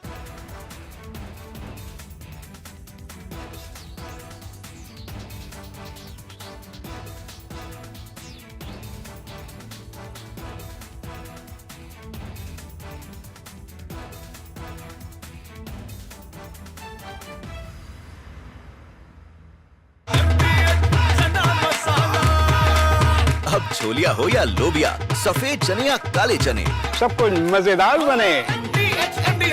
Himanta Biswa Sarma, good evening. Good evening. And everyone across the country has watched your press conference yesterday. Yes. Now, you see, now that you've done the press conference, you've made some very, very damning allegations against Gaurav Gogoi. Yes. Are you doing it? First question, let's have it out of the way. Are you doing this because you're facing a huge test in your political career with the Assam elections coming up, and he's the person Rahul Gandhi is putting up against you? Arnab, you know Assam. Even I produce a picture of Asim Munir and Gaurav Gogoi. Congress is not going to lose a single vote because whomever the vote, the section of people who vote for Gaurav Gogoi or Rahul Gandhi in Assam, in any case they will vote only Congress. From that press conference, neither